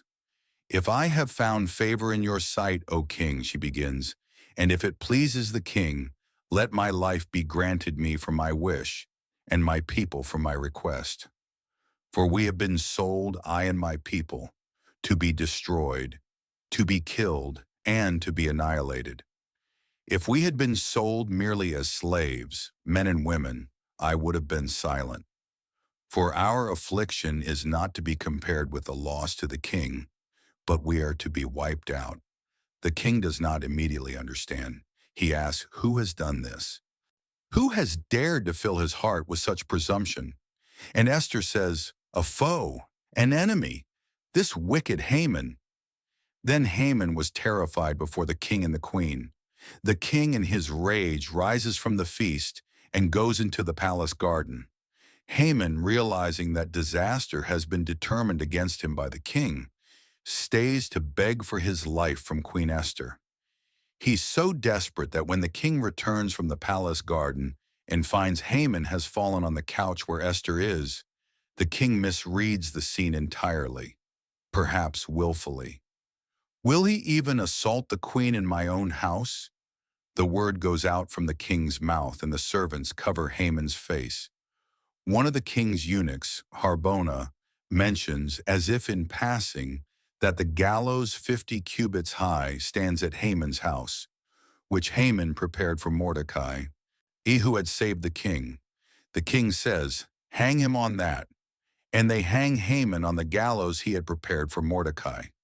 Then the king's anger abated, It is almost impossible not to notice what has happened here. The instrument of death that Haman constructed specifically for Mordecai becomes the instrument of his own death. He built it, named it, designated it, positioned it in his own yard, and died on it. The reversal is complete, precise, and carries the quality of something that was arranged at a level beyond human planning. But the story is not finished because the decree is still in force. Persian law, once written and sealed with the king's ring, cannot be revoked.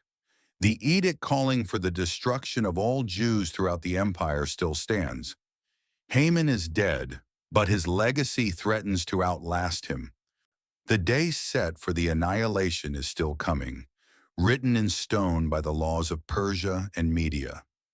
Esther goes to the king again, this time falling at his feet and weeping and begging him to avert the evil plan of Haman the Agagite and the plot that he had devised against the Jews. The king extends the golden scepter to Esther again, and she rises and stands before him. She makes her plea eloquently and specifically. If it pleases the king, and if he regards her with favor, and the thing seems right before the king, and she is pleasing in his eyes, let an order be written to revoke the letters devised by Haman the Agagite. The king's answer reflects the nature of Persian law. He cannot revoke the decree. What is written in the name of the king and sealed with the king's ring cannot be revoked. But he can write another decree, a new edict that allows the Jews to defend themselves, to gather and protect themselves, and to destroy the power of any armed force that might attack them. He gives his ring to Esther and Mordecai writes letters in the king's name and seals them with the king's signet ring, sending them by mounted couriers on swift horses bred from the royal stud. The letters give the Jews in every city the right to gather and defend their lives, to destroy and kill and annihilate any armed force that might attack them, and to plunder their goods. When Mordecai goes out from the presence of the king in royal robes of blue and white, with a great golden crown and a robe of fine linen and purple, the city of Susa shouts and rejoices, and for the Jews there is light and gladness and joy and honor. In every province and in every city, and wherever the king's command and his edict reach, there is gladness and joy among the Jews, a feast and a holiday. The appointed day comes, the 13th day of the 12th month. Throughout the empire, Jews gather and defend themselves. Those who had planned to profit from the decree against the Jews find themselves facing communities that are prepared, authorized, and fighting for their lives. The enemies of the Jews are defeated. Haman's 10 sons, who had carried forward their father's work, are killed. And on the 14th day, the Jews rest and make it a day of feasting and joy. Esther sends letters to all the Jews establishing that they should keep annually the 14th and 15th days of the month of Adar as days when the Jews got relief from their enemies, and as the month that had been turned for them from sorrow into gladness and from mourning into a holiday. They are to make them days of feasting and gladness, days for sending gifts of food to one another and gifts to the poor. This is the festival of Purim, which takes its name from the lots that Haman cast to determine the date of the Jews' destruction. The instrument of their intended annihilation becomes the name of their annual celebration. The feast is established and observed to this day, a permanent marker in the Jewish calendar of the moment when a death sentence became a deliverance. Mordecai the Jew is second in rank to King Xerxes, and is great among the Jews and popular with the multitude of his brothers, for he sought the welfare of his people and spoke peace to all his people. Esther remains queen. The Jewish people survive, and the particular shape of how it all happened, the timing, the sleepless night, the chronicle that happened to be read aloud, the gallows that Haman built for someone else, the scepter extended rather than withheld. All of it is now part of the record. What is perhaps most striking about the Book of Esther, and what has generated centuries of theological discussion, is that the name of God does not appear anywhere in it, not once. This is unique in the Hebrew Bible. Every other book invokes the divine name, calls on the Lord, records direct communication between the human and the holy. The Book of Esther is different. God is not mentioned. There are no miracles in the conventional sense, no burning bushes, no parting seas, no voices from the clouds. There is instead a series of events that, taken individually, might each be explained as coincidence or politics or human nature. But taken together, following as they do a particular shape and moving toward a particular conclusion, they carry the unmistakable weight of design. This is in fact one of the most sophisticated theological arguments in the entire biblical canon. The Book of Esther does not show you God. It shows you what a world looks like when God is working in it through ordinary means, through human decisions and royal protocols and the inability of a king to sleep and the willingness of a young woman to take an impossible risk. It says something profound about the nature of divine action in a world that does not always announce itself as sacred. It says that the fingerprints may be everywhere, even when the hand is invisible. Esther herself is a figure of extraordinary complexity. She is not a prophet. She does not receive divine revelations or angelic visitors. She begins the story as a young woman who has been carefully sheltered and instructed to conceal her identity. And she moves through the narrative navigating the complicated politics of a foreign court with a combination of natural grace and deliberate strategy. She obeys Mordecai because she trusts him. She approaches the king because she has been convinced that she has no real alternative. She chooses her timing carefully, inviting her enemies to dinner not once but twice before revealing her hand. And yet, for all this political calculation, there is a moment in her story that transcends strategy. It is the 3 days of fasting before she approaches the king. Whatever else the fast represents, it represents an acknowledgement that she cannot do this on her own. She is asking for help from whatever power exists beyond her own cleverness and beauty and position. And when she emerges from those 3 days and puts on her royal robes and walks to the inner court, she is not just a queen approaching her king. She is a person who has done everything she can do and then trusted the rest to something beyond herself.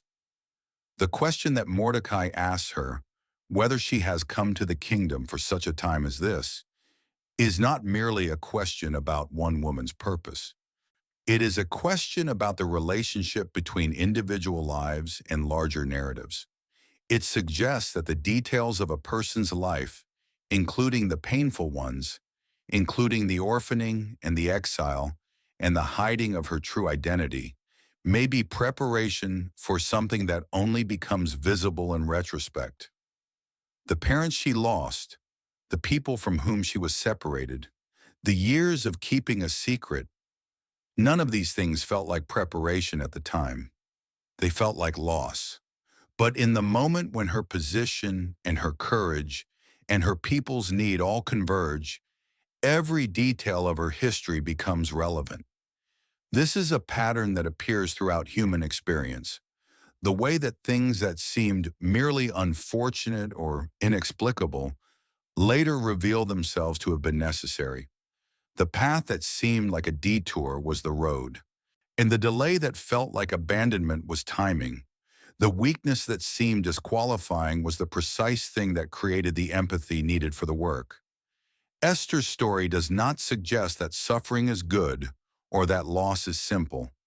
It suggests that nothing is necessarily wasted, that the accumulation of a life, even a difficult one, may be moving towards something that requires every part of it. Haman represents something that also appears throughout human experience. The way that wounded pride, when it is given power, becomes capable of enormous destruction. He is not presented as someone who began with genocidal intentions. He is presented as a man who received an honor that he believed entitled him to universal deference, and who encountered one person who would not give it. And from that single refusal, so from the inability of one minor official at the city gate to bow, Haman extrapolated an entire people's unworthiness to live. The logic of wounded pride is always like this. It cannot rest with the individual who offended it.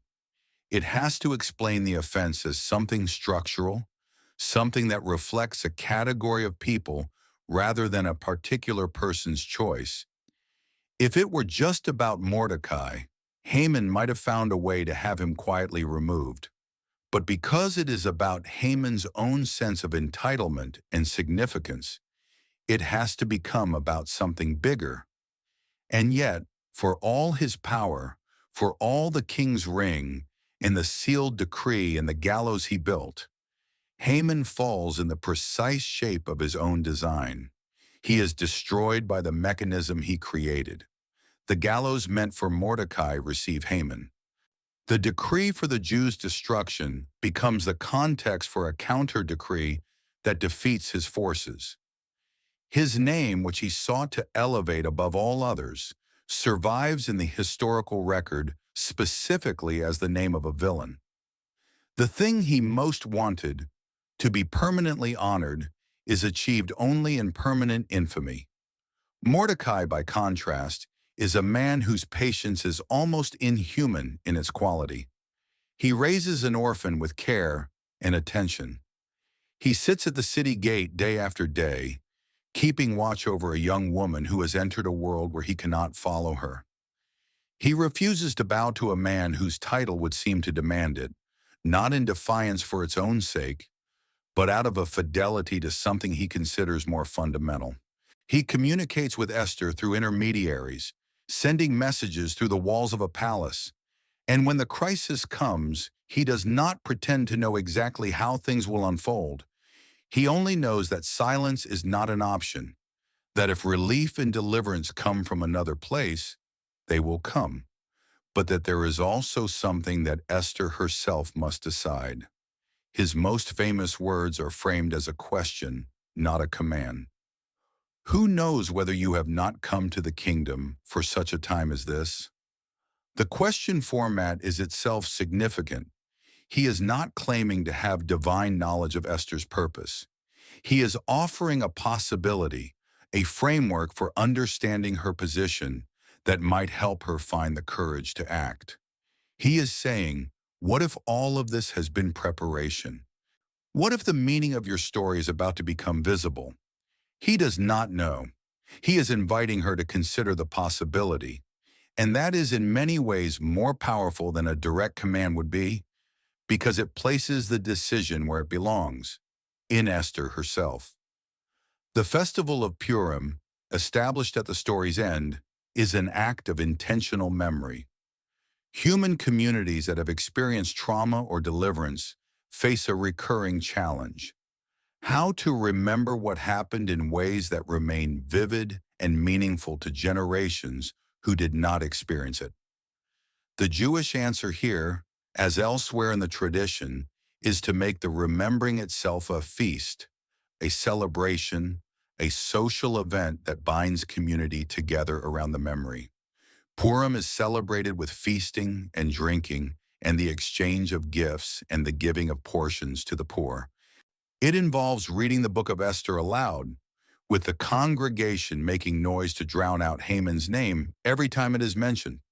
It involves costumes and humor and a deliberate inversion of the solemnity that might otherwise accompany a story about near extermination. This is wise.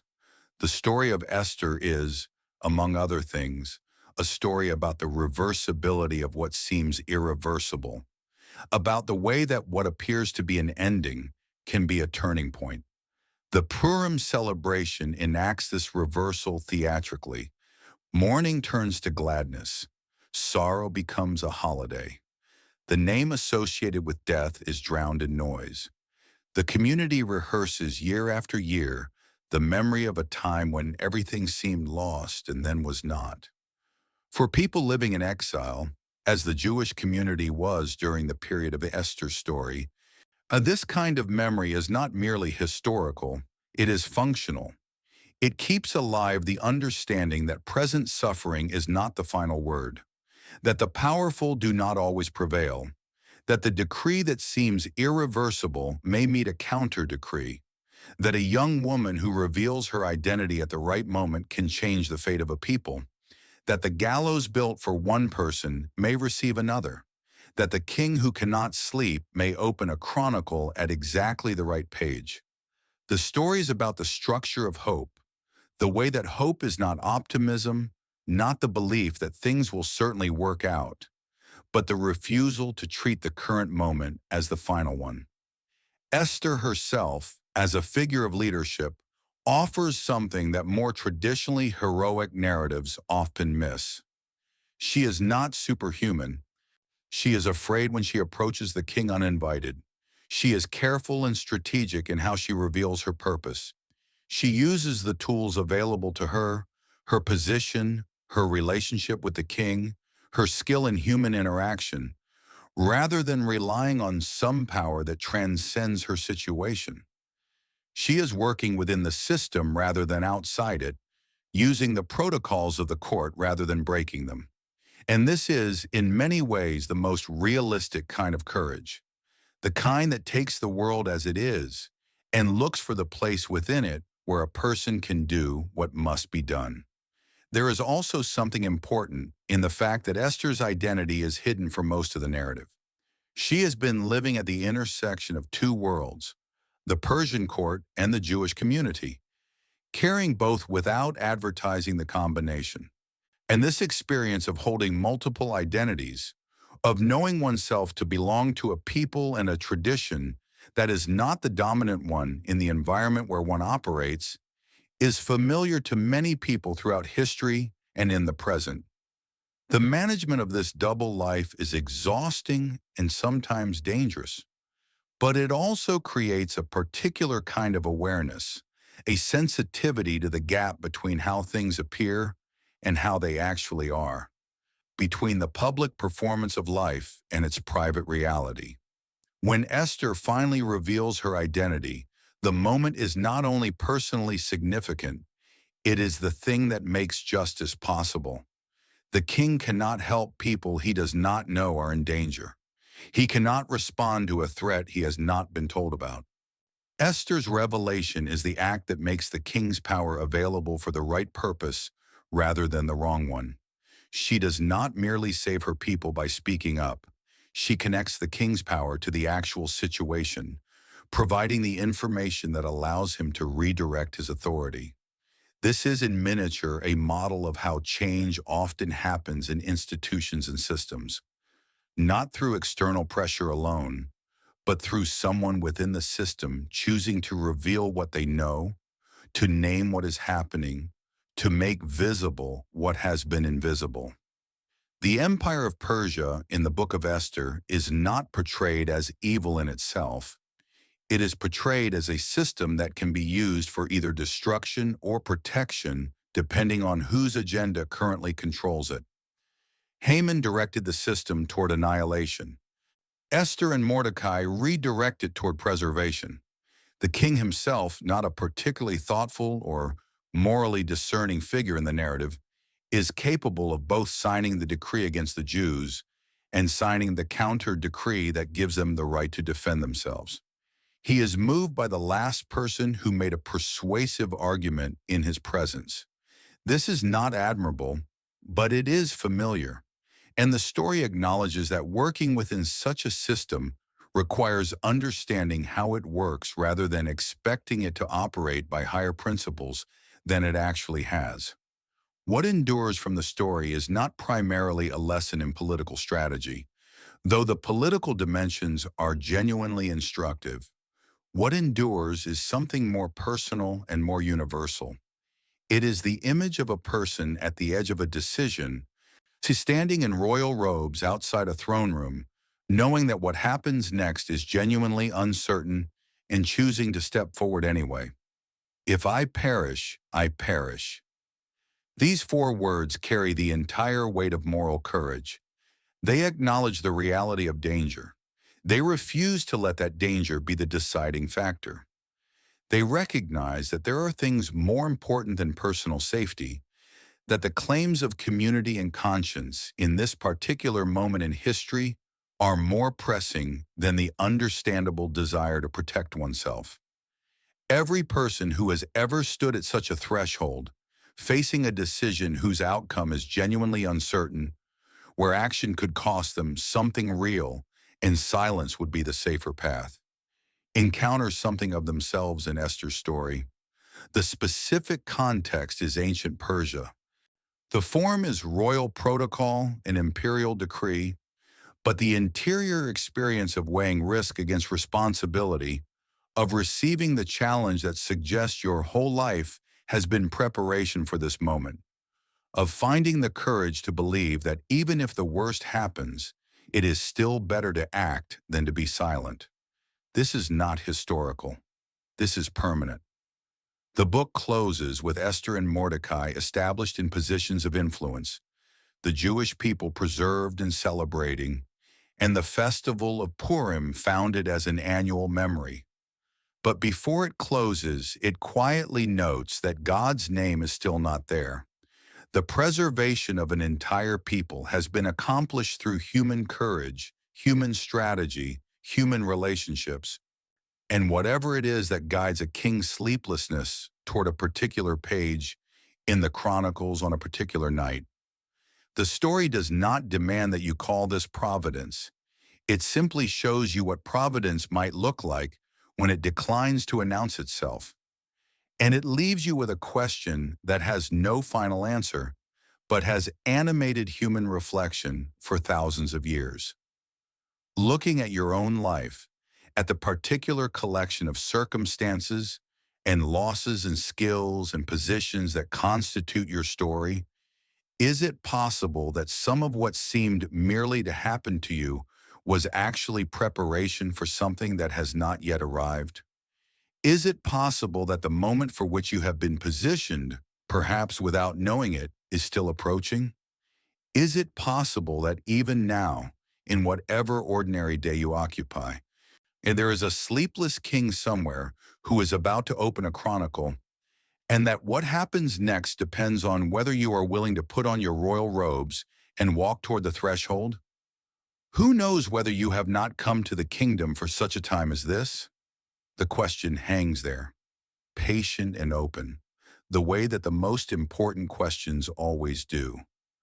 Not demanding an answer, not promising that the answer will be comfortable or safe, simply asking, simply wondering, simply suggesting that the story, your story, may be larger and stranger and more carefully arranged than you have yet understood.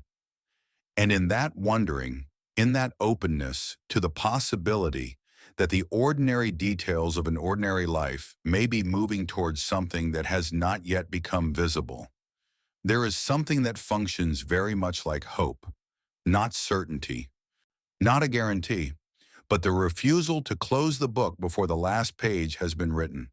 The willingness to remain present to the story you're in, because the story you're in may be exactly the one that needs you in it. The city of Susa, in the end, is glad. The Jewish communities in 127 provinces breathe again. Mordecai walks through the streets in blue and white, crowned with gold. Esther sits in the palace she entered as an orphan, with a secret, and rules now as a queen whose identity is known and whose courage is part of the record. And somewhere in all of that, in the gap between what was planned for destruction and what actually happened, in the space between Haman's gallows and Mordecai's horse, in the reversal of the decree, the overturning of the verdict, the survival of the condemned, and there is something that the text declines to name, but that every reader feels. It is the sense that behind the visible machinery of empires and decrees, and court politics and human pride and human fear, something else is also operating. something patient, something precise, something that works through the courage of one young woman and the stubbornness of one old man at the gate, through the sleeplessness of a king and the timing of a chronicle, through the very pride of a villain which becomes the instrument of his undoing. Something that does not need to announce itself to be real. The Book of Esther does not tell you what to call that something. It only shows you what it looks like when it is at work. And then it establishes a feast and says, remember this. Every year remember this. Eat and drink and give to one another and give to the poor and make noise when the enemy's name is spoken. And remember that what seemed irreversible was reversed, that what seemed certain was undone, that the night that looked like the end turned out to be the night before the turning. Remember that there was a young woman who stood at the edge of a throne room and said, if I perish, I perish. Remember that she did not perish. Remember that the people she carried into that room with her, hidden in the story she told the king over wine and a carefully prepared dinner, they did not perish either. Remember that the moment required exactly the person who was there, and then ask yourself quietly, in whatever ordinary circumstances you inhabit right now, whatever palace or gate or ordinary room you occupy, what moment might be requiring exactly you? What truth you might be positioned to speak that no one else in your particular situation can speak? What people might be waiting, without knowing they are waiting, for whatever courage you have been all this time, through all of it, quietly preparing.